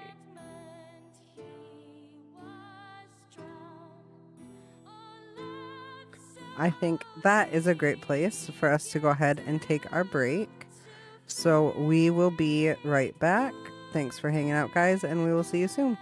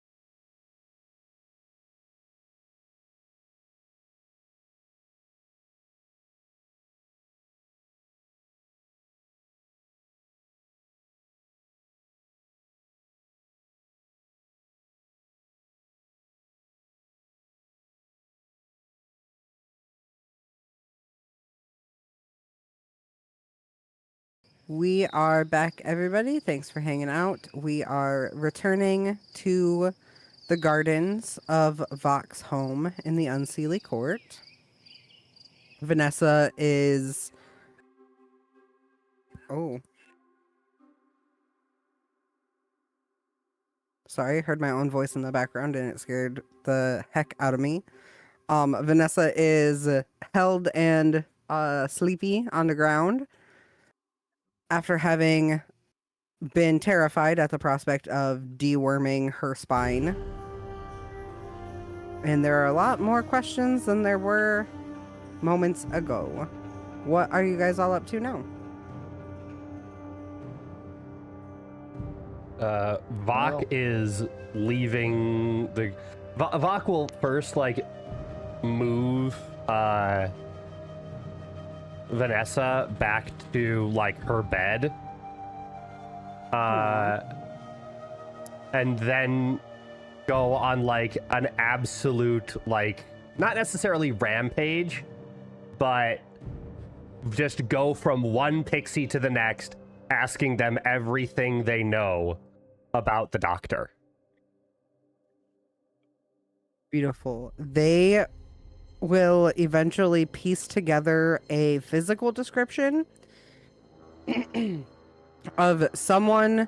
It sounds like an Eladrin man, potentially wore like dark trench coat, had pointy ears and tiny like baby velvet antlers. Like just like one little stick with two little pointies. I don't know enough about animal anatomy. I'm so sorry. You know what I'm talking about? And they're like velvety and soft. So I like do he not. was a baby, but looked like not a newborn baby deer, but like the second time a deer gets its antlers and it's only got like 2 prongs on each one, Gotcha, okay. but are still in the time that they are soft and velvety and have not shedded yet. And that the velvet was like a pitch black or dark trench coat, leather, carried a lot of contraptions. Like think of the scariest dental equipment from the Little Shop of Horrors all over his person. Was very clearly fey as far as they could see. Had dark, soulless eyes is how they would describe him. Very thin, pale lips. And seemed like a doctor. Said that he was a doctor that you had hired to come take a look at Vanessa based on the nightmares that she had been having.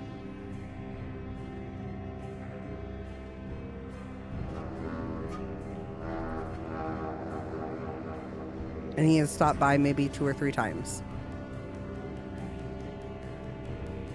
Okay. Vok But has... never... They would specify never on time.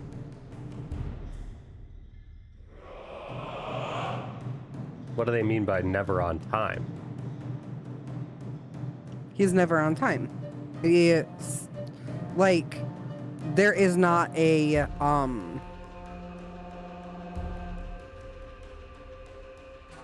like they would not arrive when they expect him. So time is weird, yes, in the Feywild, but would give time like after the first nightly bloom opens, and then wouldn't arrive until the 3rd nightly bloom, or things like that. Huh. Okay, Vok has Does it? a set of sending stones. Whichever of his sort of serving staff seems the most responsible. Or at the very least, the most intelligent. He is going to give this stone to them and say, if at any point while I am not here, even if the doctor says that I told him to come, you are to notify me if he arrives. Yes, sir. Very good. Did this doctor show up at all before Vok left on their latest assignment? Yes, his first arrival was during the meeting where Vok was given orders to find you all.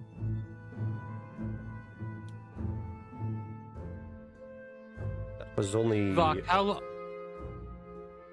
how like, long what, a between week you ago? getting... Yeah. Yeah. Vok, About how, a week, how long? maybe 2. How long between you getting the orders did you meet us on the river? Probably... Was it an immediate departure? It was not immediate. I believe I took a day to prepare, and then I departed.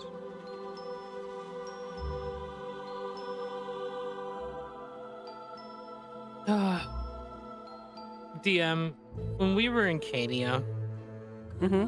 and we were investigating Mephistopheles' escape from the prison.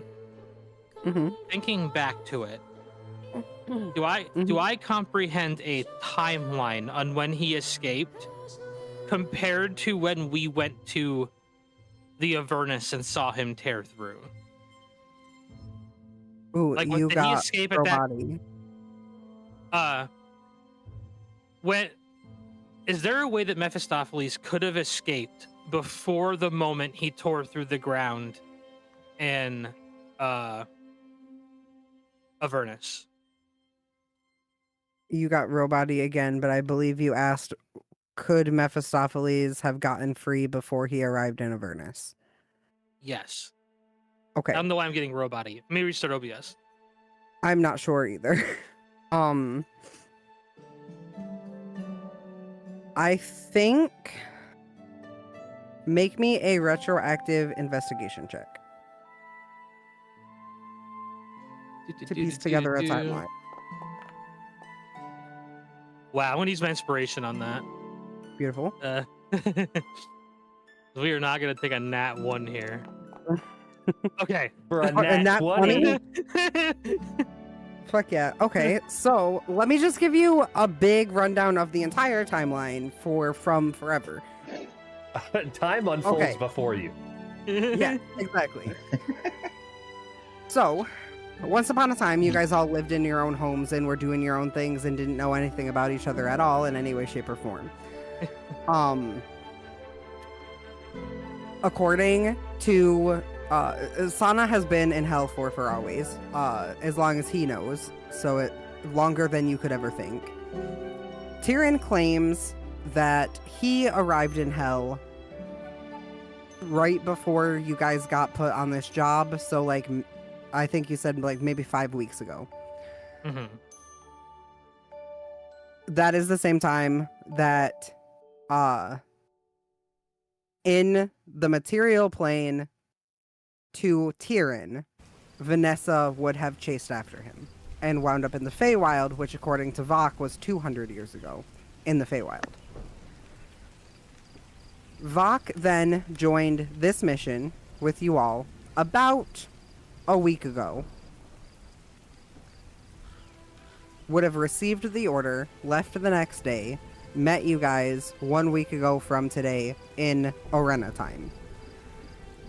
The doctor showed up the day before Vok left, claiming to have been diagnosed, or a doctor under Vok's orders to diagnose Vanessa, who has been having these nightmares since before coming to the Feywild. So either 5 weeks ago or 200 years ago.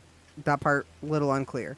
When did Mephistopheles escape? Mephistopheles would have escaped at the same moment that he broke through in Avernus, which would have been roughly 3 weeks ago.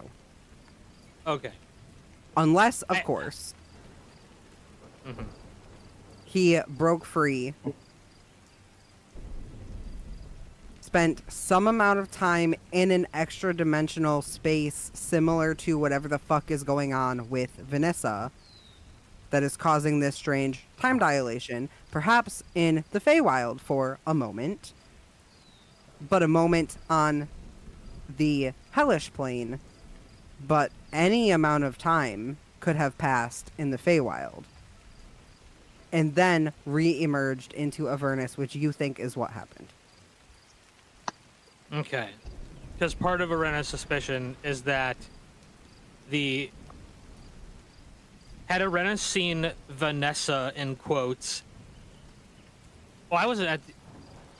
I might have been around university parties after I was exiled, but would I have seen this Vanessa clone prior to these events unfolding? Prior, yes. Okay. I think your first year is probably when you would have seen her.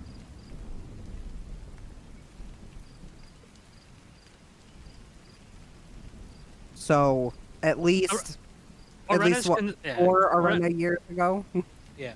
Arena was concerned that the duplicate that she was seeing in her area was actually Mephistopheles scouting out students for Lady Hazrin to sacrifice. Oh no, you have become a Warforged once more. Ah, damn it. You're normal now. I don't know what happened.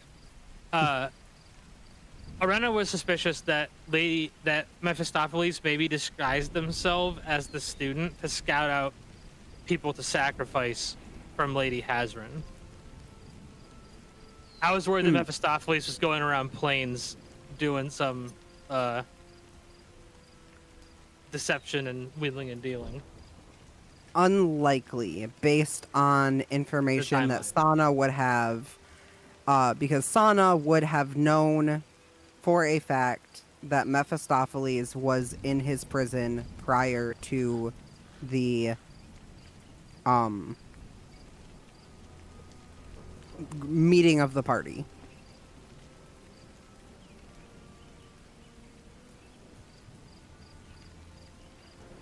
Okay. Yeah. I guess Arena's just worried that Mephistopheles found a way to mask that.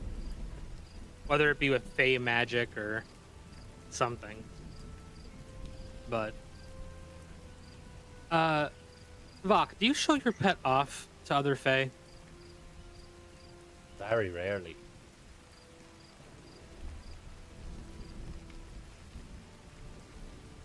Basically only to other fae who have human pets.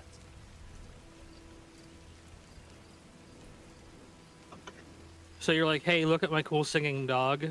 To other people with cool singing dogs. Basically. My concern is that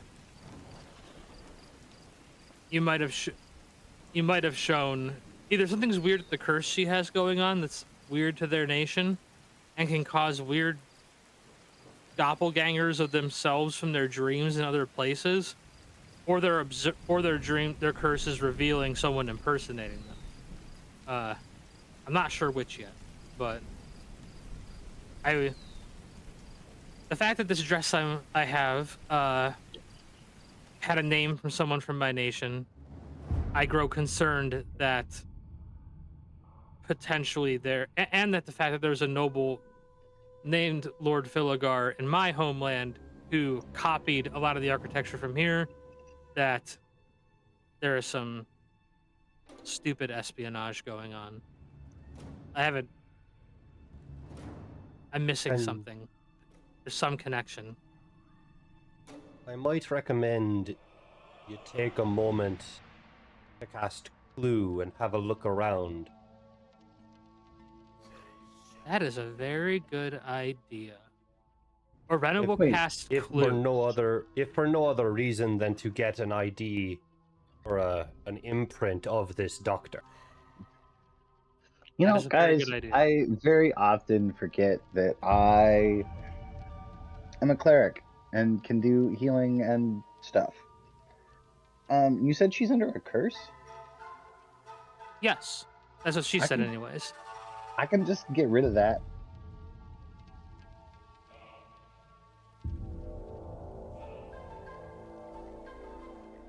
Huh. Like, that's the thing I can do.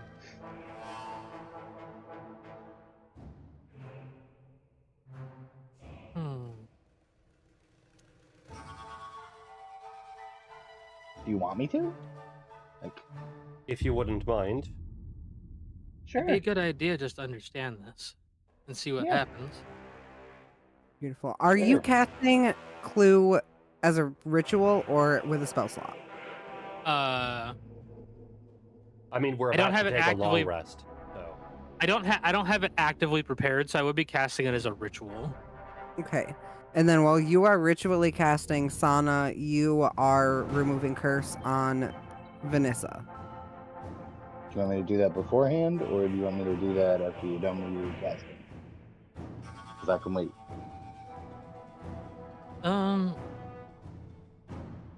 You can do it while I'm casting. I don't think it's going to change what we're finding from the doctor. Okay. I'll look at Vanessa and I'll just raise my hand up. High five. She's paralyzed. Yeah, she's paralyzed. Oh yeah, I'll end concentration on hold curse or on hold person. Vok will gently stir her awake. Oh no, you are all warforging again. I said, Oh, no. Vok will gently stir Vanessa awake. Beautiful. Her eyes will flutter open. Does she still have her voice, or do you have it again? My exact words were, "She is permitted to speak until we depart to see the lady." Ah, yes, you're right. She will eyes flutter open, look around, immediately get concerned again. Oh, Maybe. what's happening? Psst. We're just High going to five. we're going to take another look. Go ahead and touch his hand with yours. She very daintily, just the very tips of her fingers against your palm. As soon as her fingers make contact, I'm casting remove curse. What does it look like? I can't imagine it looks gentle or kind at all. So the curse itself will have almost like, we'll say it looks like puppet strings coming off of her, and as this casts, it looks like little puppets, like little marionettes, go dancing down her arm with scissors, and they're snipping the wires as they go. Beautiful. Your little marionette puppets travel down her arm, scissors at the ready, and yet they can find no strings to cut. So I think one of them cuts a lock of her hair and scurries back down her arm to store it in your chest. That's acceptable. Oh well, it didn't find a curse to get rid of. Good news, it's not a curse. Good news, you're not cursed. Bad news, whatever is wrong with you isn't a curse. Oh dear. I Vanessa? didn't realize that there was anything actually wrong. I thought it was just weird dreams, and then I saw the Lady Arena, and I am scared. Fuck. I understand.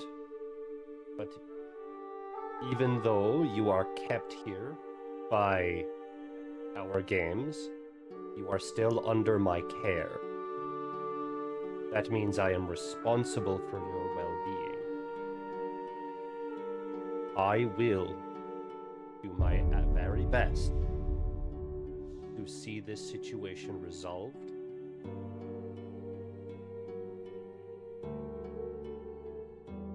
But I would like for you, anytime you begin having these weird dreams,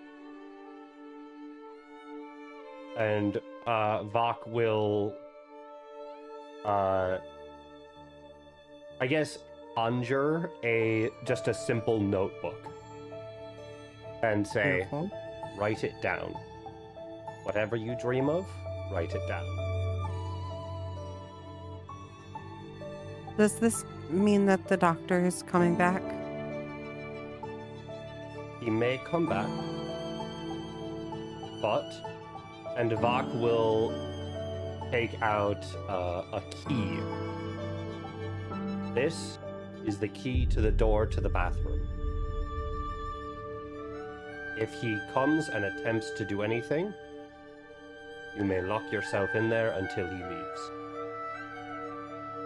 I have told the pixies that should he return, they are to notify me immediately. Is something wrong? I never I hired knew he was that scary, doctor. but I never hired a doctor because I was unaware that anything was wrong.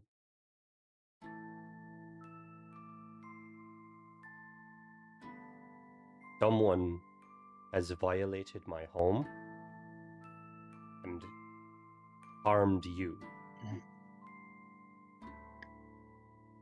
A debt has been incurred, and he will pay for what he has done.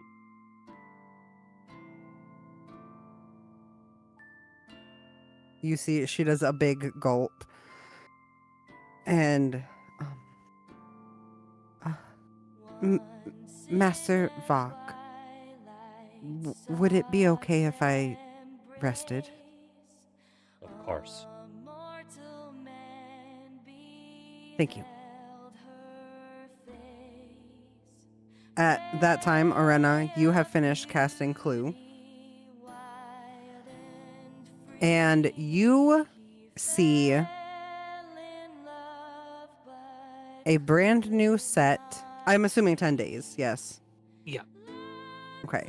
And because time is so weird, I'm going to say that your Clue spell works for 10 Arena days. So what Arena thinks is a day is how long 10 days is. So in the last 10 days, you see the same set of an unfamiliar footprint has walked through Vok's home into the garden where Vanessa stays. You see fingerprints from this doctor all over Vanessa's arms, neck, any place that a doctor would generally examine has fingerprints all over it. These are not similar to any of the other prints you have found. Then there are, of course, several upon several little pixie fingerprints everywhere all over this place, because they touch stuff constantly, but nothing unusual. And then one more set of strange footprints, for lack of a better word, that run from the base of Vanessa's skull down those scar tracks in her back is a trail, almost like a slug would leave behind.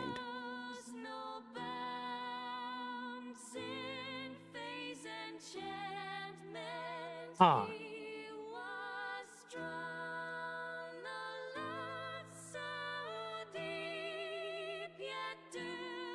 Arena's trying to think of any, like, arcane creature that would do this. Oh, easy. The one that is in your body. Yeah. So a symbiote of some kind. But the Void is saying it's a cheap imitation.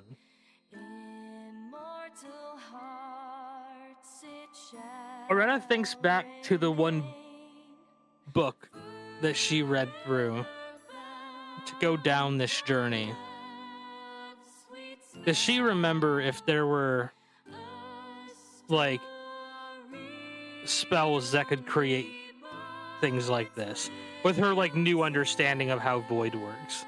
Like, thinking back on her time with that book before she got exiled. Go ahead and roll me an Arcana check. 25. With a 25, that book that you read, creating something like the Void No. But in that book, the void was not the only thing you could have reached out to. There were other strange, eldritch entities that you could have contacted the same way that you contacted the void. But you chose the void.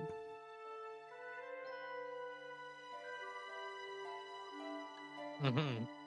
So Arena's theory is that this is something of similar nature, but of a different nature, a different origin. Yes. Which means that people in Tyrion's homeland could have been doing stuff like this and gotten cursed in the process. Or infected in the process, not cursed. Yeah, because we know it ain't a curse. Mhm.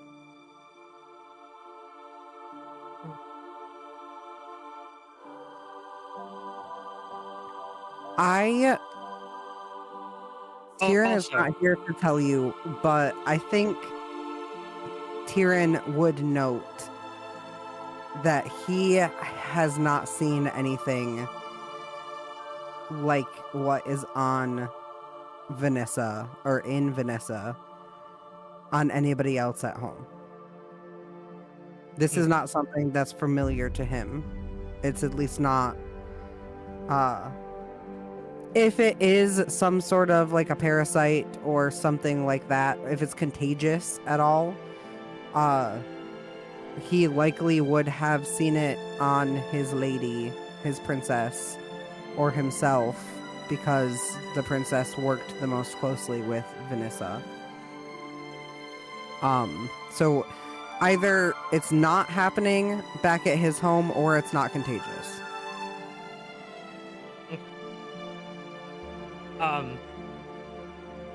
With this clue spell up,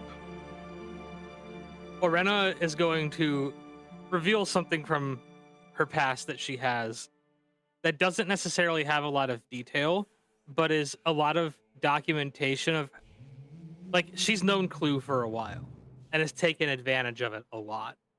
Mhm. She pulls out this little black book that doesn't have many names attached to any colors, but there is a bunch of pages of little printed colors of times where she thinks she got sabotaged at her school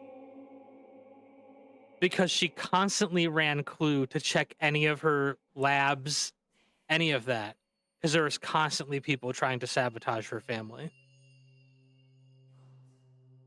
She's gonna flip through that notebook to make sure that none of the colors of this doctor match any of the unknown colors in this book.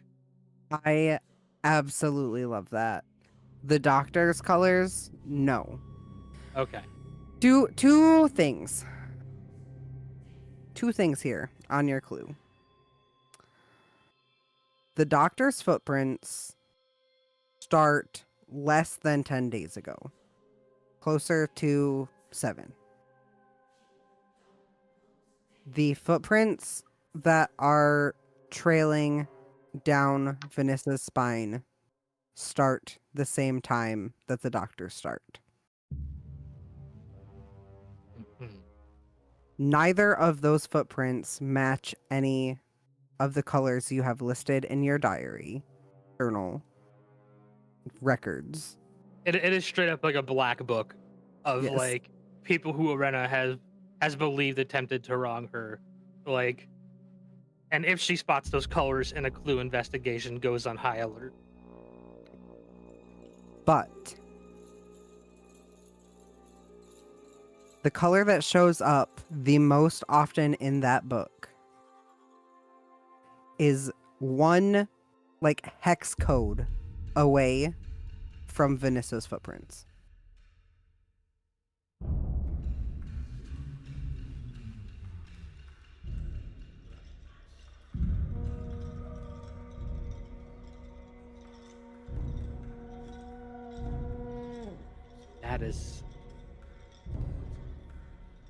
That is interesting.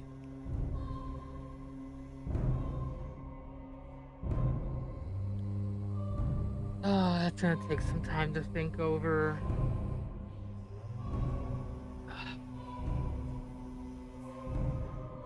For context, Vok,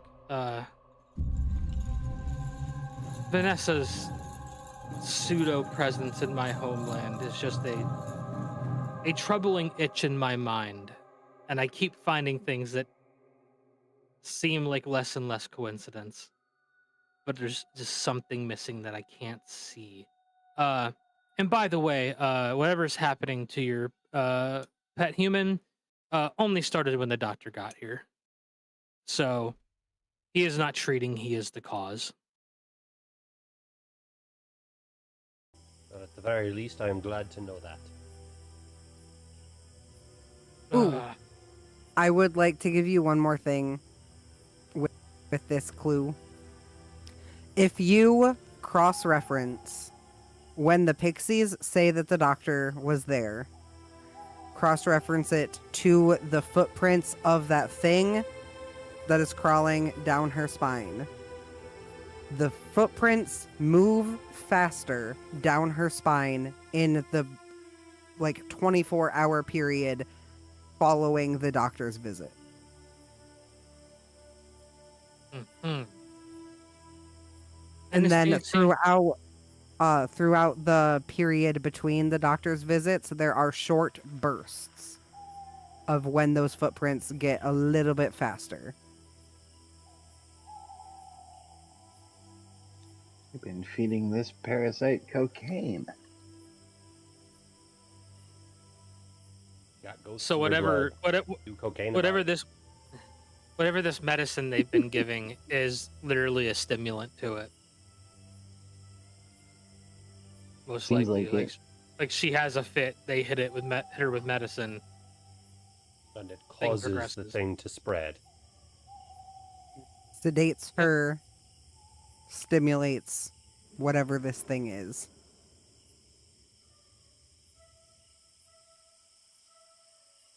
And think it- Arena, Mm-hmm. I think there is a little tingle in the back of your mind of, I wonder if that would work on me. Not from your own thoughts, but from Mhm. something deeper.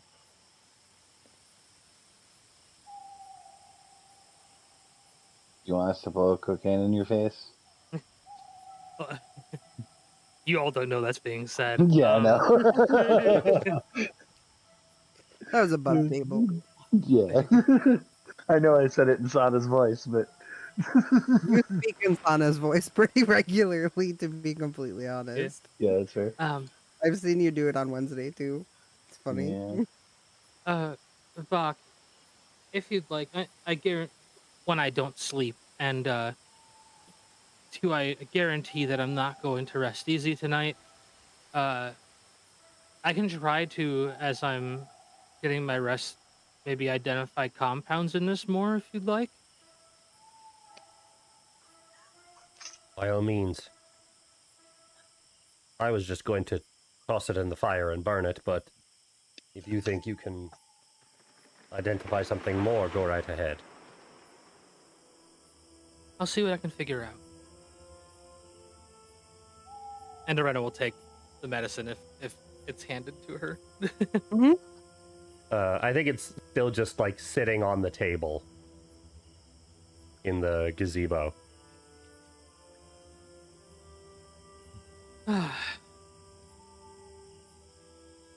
And also, I don't know if we're going around the house to this clue, but we never mentioned getting dressed again, so I'm assuming we're just walking around bath towel. And That sounds put about some right. clothes on. Lorena's on the investigation hunt, the information hunt. Clothes are irrelevant to the investigation. Yep. Lorena would gather her stuff though before going back to ready to rest, but yeah.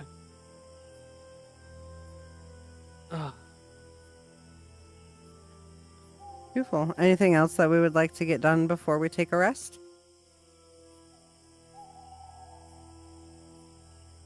Bach would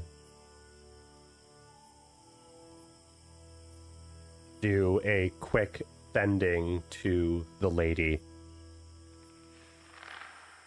and say, Someone has trespassed into my home and done harm to the human. I will bring more information tomorrow, but I may need to request a means to return here at a moment's notice from you.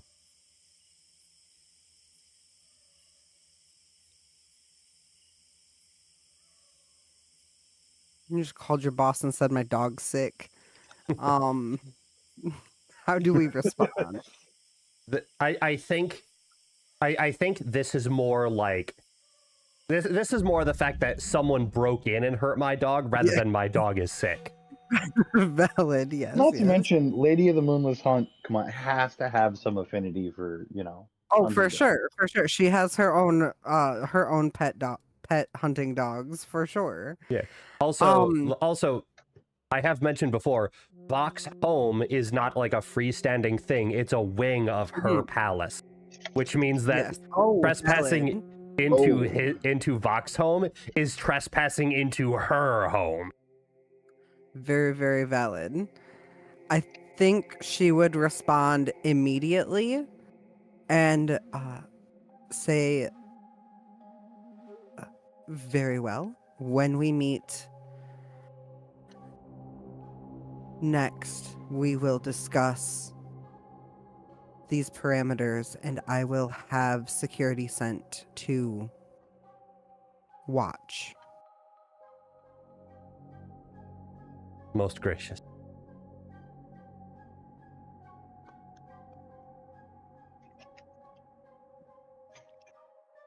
Beautiful. Hey, boss, somebody broke into your house to break into my house to hurt my dog. Just FYI. Oh dear. As Vok and the lady go John Wick on some unexpected doctor. hmm Oh, I did forget a key detail about this doctor's description and realized it after we moved on. This doctor is described as being roughly 100 pixies tall. Okay. Oh. How tall is a pixie? No, let me guess. About as tall as a spring sprout. Yes, exactly. Hold on. 12 divided by 3.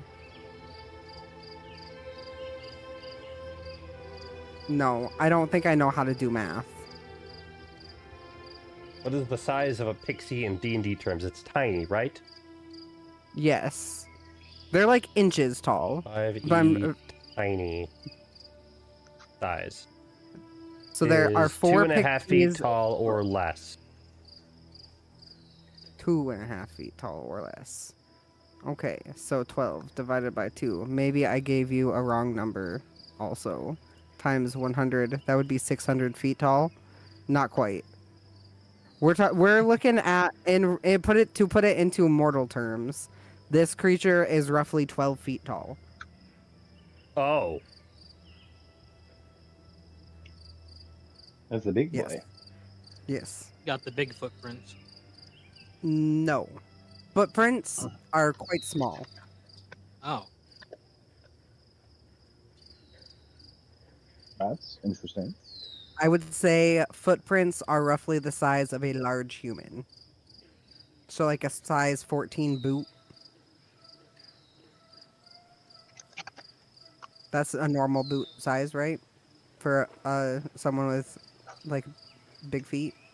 I am These are 6'2", pretty and I large. wear a size 13. Yeah, Okay, I'm so yeah. also a size 13. I'm a size 9 for my feet. So it's a little hard of a concept for me sometimes. But yeah, so like a size 14 boot, a little bit bigger than like a tall human. Hi.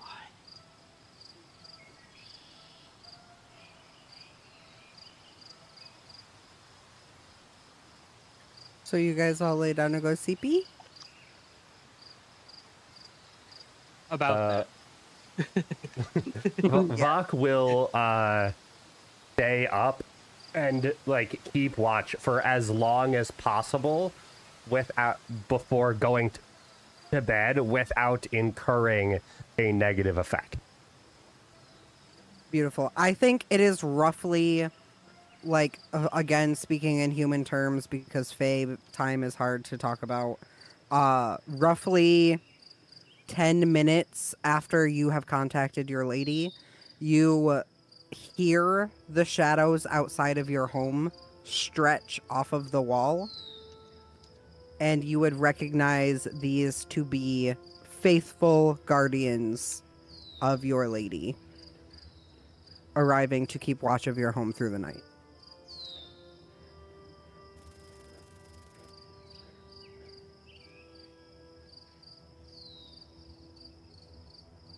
Okay. Seeing that, Vok would feel much safer and go to bed. Oh, beautiful. That was not me telling you you can't stay up as long as possible. I just wanted to reassure you that your lady followed through on what she said. Well, she's a fairy. She can't lie, so. Well, valid, but some mistake could have happened. Or, like, not her lying necessarily, but if they had not shown up, what does that mean? Kind of a thing. Like, did she give the orders and then whoever she gave the orders to didn't follow through? And is there some mischief afoot? Or did they die before making it to guard your home? Kind of puts those questions to bed. She said that they would come, and they did.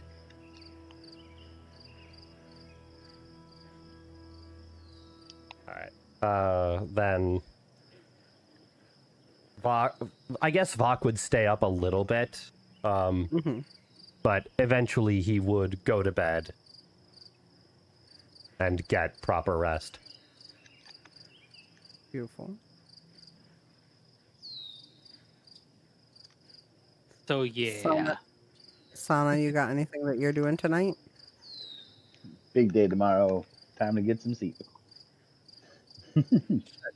Power down. Yeah. Arena. Orena reflects inward before going into her trance of the night Mm-hmm. to communicate with the entity inside of her body, and says, before we experiment with this powder from the doctor, I'm curious about a few things. Of course. I think the first one is just, what is the process happening down my back? Not that I'm against it, it's not causing any pain. I'm just mainly curious.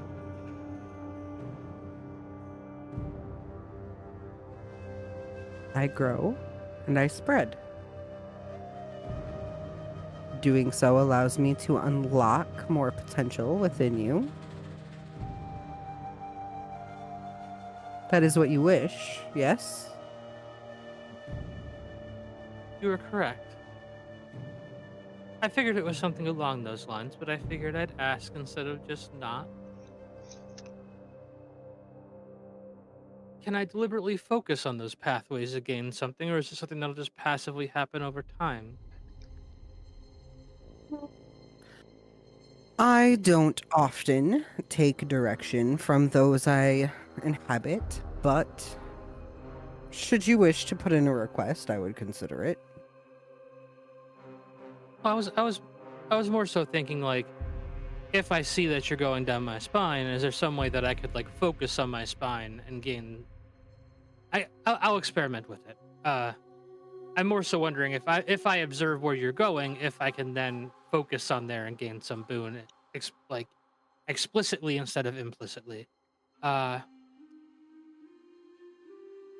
one thing that on a separate topic, one thing I've kind of came to wonder, when I came to the Hells and you made contact with me, what was that library?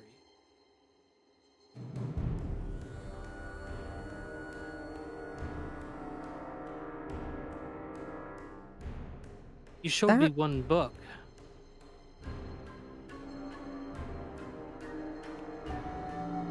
That library was a drop in a bucket of what is at my disposal, filtered through the lens that a mortal could understand.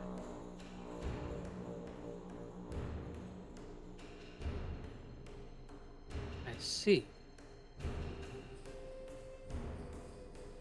The book, as you call it, is not a tome to be read or held. It is a approximation of knowledge, of power.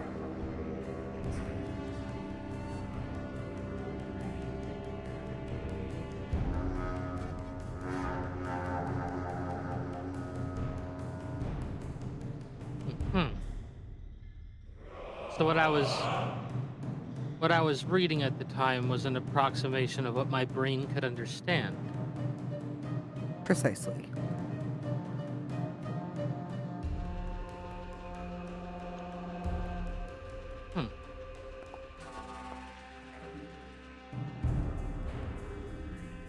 That's an ominous looking die. I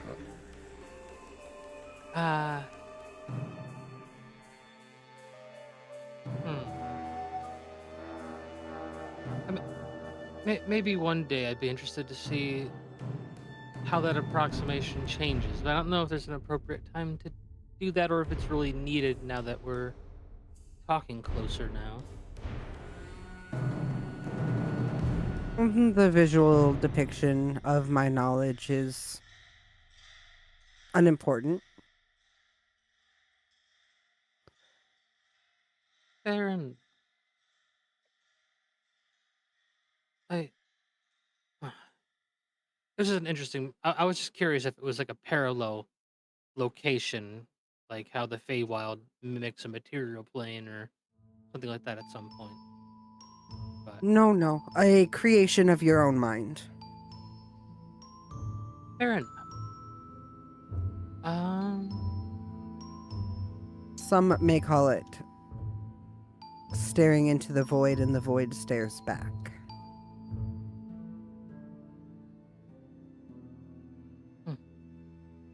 I don't imagine many get back a picture of a grand library, though.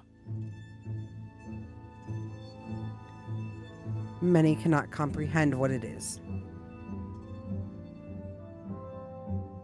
As this conversation is progressing, Orena is looking at this powder, kind of puts some out on the table.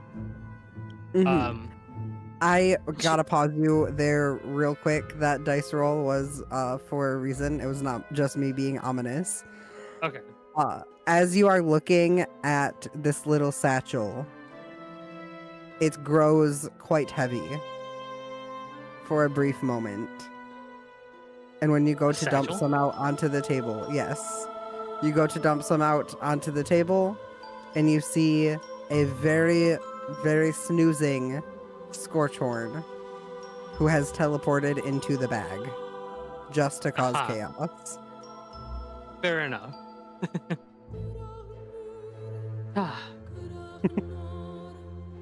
Yep.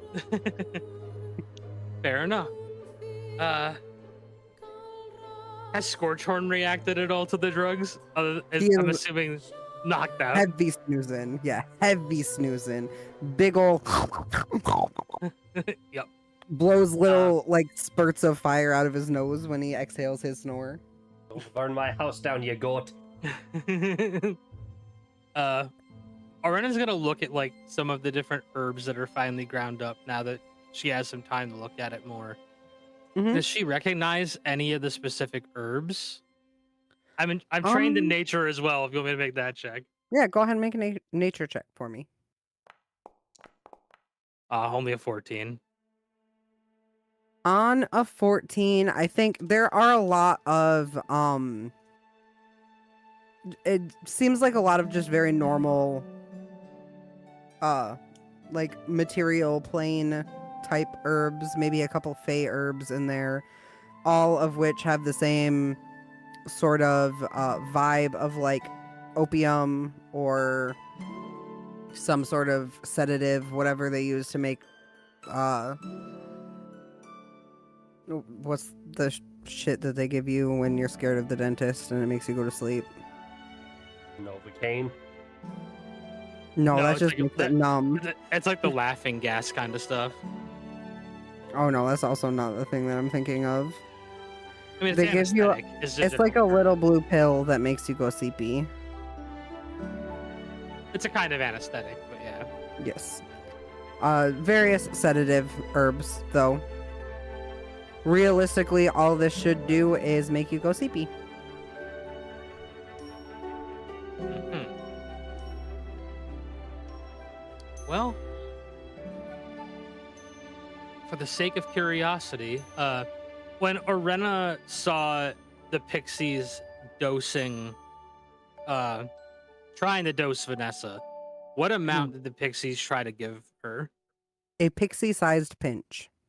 Okay.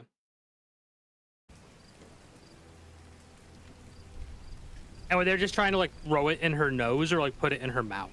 Were they trying to Sprinkle make it- her breathe it in?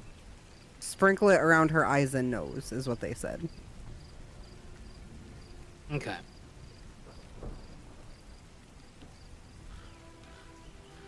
So, I guess that Orena, before she tries to go, like when she goes to prep to like trance, she will take a small pinch of it and say, "Oh, it's time to experiment," and will like put some under her eyes and then snip some off her hand as she goes to trance. Beautiful. Go ahead and make me a Constitution saving throw, and you can choose to fail if you wish. I'll choose to fail. Gorgeous. Orena, you sleep for a solid 8 hours for the first time in your life. You do not trance, you truly sleep. And then you all wake up the next morning. Good morning, all. You feel very well rested. The only one that does not wake up is Scorchhorn, who is still heavy snoozing right where you left him, next to your bed. Almost he's been in existence. Is there a mirror in these rooms? That'd be a question for Vok, I guess. Mm-hmm. Oh, of course. As Orena gets out of bed, she will check the markings on her spine. And overall the body in general. The only ones that change are the ones along your spine. Yesterday when you looked, or last night, really, roughly 9 or 10 hours ago, they were maybe, like, I don't know, 1 pixie long, like 2 or 3 inches. They have doubled in length. They now reach, like, before it was, you know, when you reach over your shoulder and it's like right at the tip of that spot where you cannot reach very well. It is now down to like the center part of the other side if you were to reach from your side instead of over your shoulder. Mm-hmm.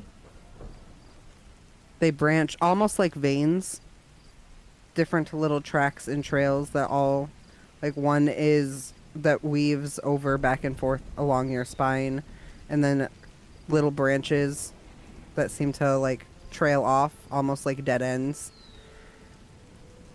of this path. Orena will reach inside her mind and say, "So do you feel any different?" Feel wonderful. Thank you.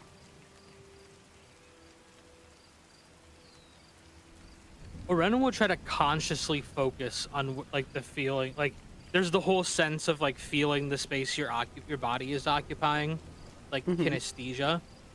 Orena's gonna try to focus on that sense and see if she can feel like any kind of reaction from the script or the markings. The markings themselves feel hollow, and then there is like a. It doesn't feel like a discomfort or pressure or anything like that, but the feeling of having something placed underneath of your skin. Kind of like if you've ever had like a dermal piercing or something like that, like the way that you can feel the anchor under the skin is that kind of a feeling at the very end of the longest trail. Hmm.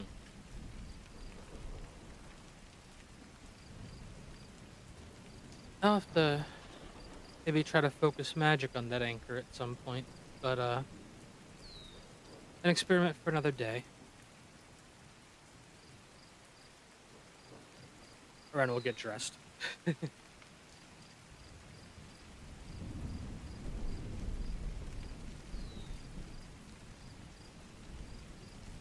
Beautiful.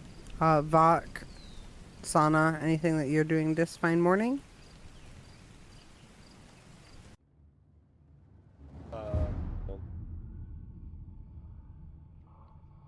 Sana, as usual, is polishing his teeth before putting them back in their storage Vok, and then getting ready for the day. Vok is him's. I think Vok is actually just in like his study, cataloging information, so that he can present it to the lady. Because just because he's on a mission doesn't mean he can do his actual job wrong. Mm-hmm. But he has. But upon waking up, the first thing he did was instruct the pixies to have a human breakfast ready for his guests. Beautiful.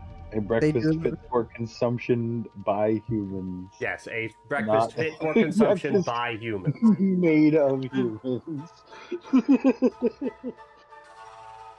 You see, as you clarify that, one of them was just sharpening a butcher knife to head out to Vanessa, and then you clarify, and they very, like, deflated, put the butcher knife away and head to the kitchen.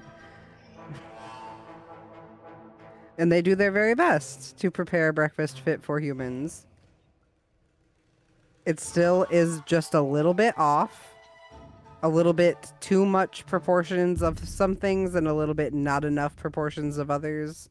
The spices, while edible, are just a little too spicy, but in the feywild sense as opposed to the regular mortal plane sense of spicy. But a delicious breakfast is made.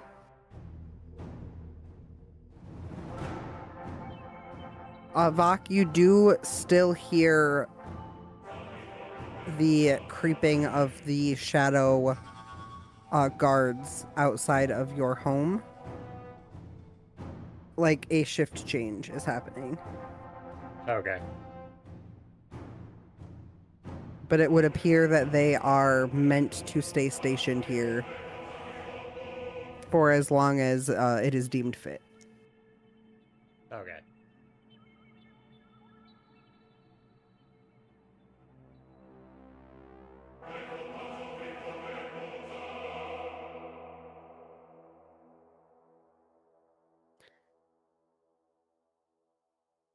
What do our day look like today?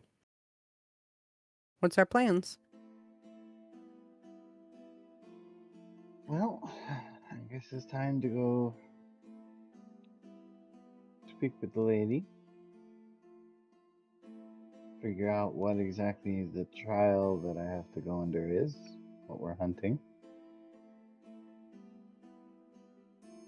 Anything else we need to do before we go talk to her?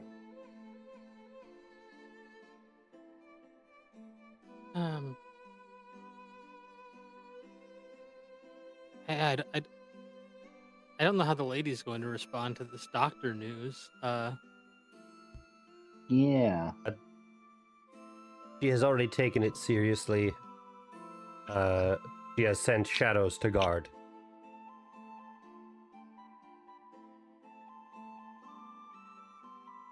but we will be giving her more information on this doctor when we arrive there. That's Yeah, good. it's definitely something eldritch in nature, but if it's any consolation, it's not void related.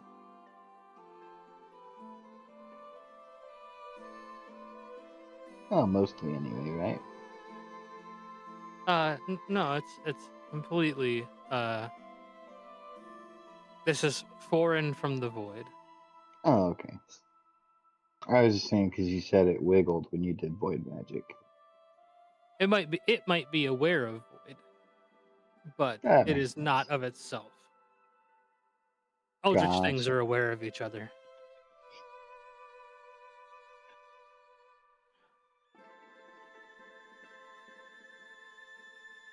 Beautiful. So you all head down to the office of the Moonless Hunt. Oh, go Before ahead. we Sorry. leave, Vok will check in on Vanessa and inform her of the shadows that have been sent to guard the place. Just so that she knows that extra steps to ensure her safety have been taken. Beautiful. She is very appreciative and says thank you multiple times. Don't forget, you need to keep yourself alive long enough so I can convince you to give me your tongue when you die. She looks terrified. Vok just like floats in front of Tsana and just waves Tsana off, and while like shaking his head, like just ignore him. Just ignore him. No, just ignore him. Shoo shoo shoo. I'm not gonna take it if she tells me no. I mean, I'm just. And her voice is returned to you once you leave the threshold of your home. Yes. Beautiful. And then you all head over to the office of the Moonless Hunt to... Oh, I think I just took myself there and not you guys. Yep, here we are.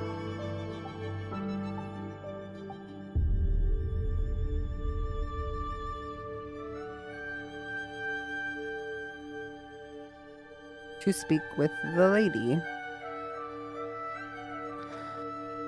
As you arrive, you knock on the door, and it creaks open just as it did the first time you came here together. And you are welcomed in. Welcome once again, Tsana, Vok, companions.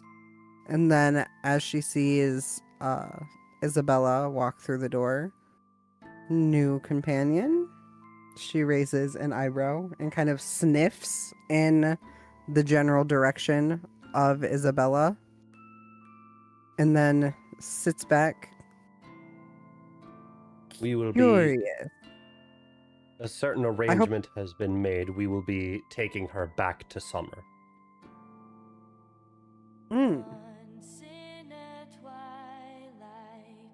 Taking her back to Summer.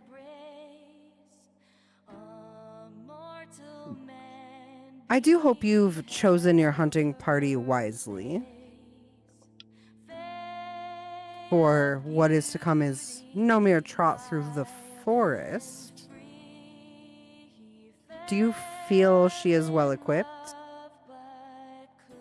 and ready to begin? Hunt alongside you? You trust her? Not yet. At the very least, so long as she is in service to Hunter, in service to Summer, I cannot truly trust her. Wise. You approached me with something a short while ago. Vok, I do apologize. I am quite excited for this hunt. Do we wish to speak about this now or later?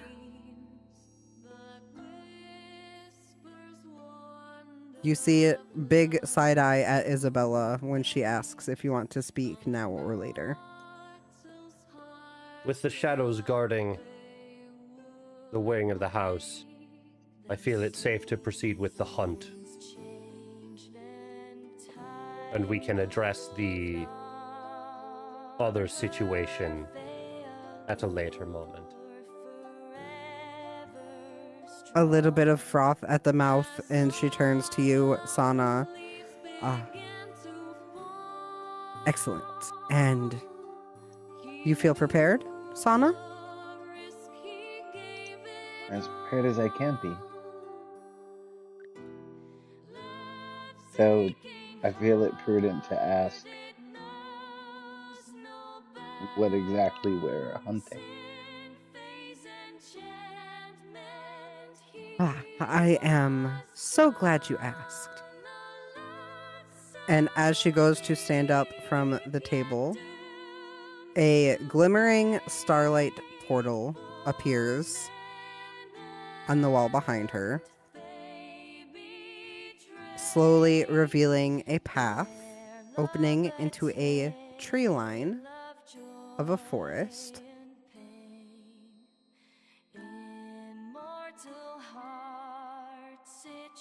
And I think that is where we will go ahead and end our session. We'll be back next week. Or no, not next week. So sorry. 2 days from now, Thursday. Same bat time, same bat channel.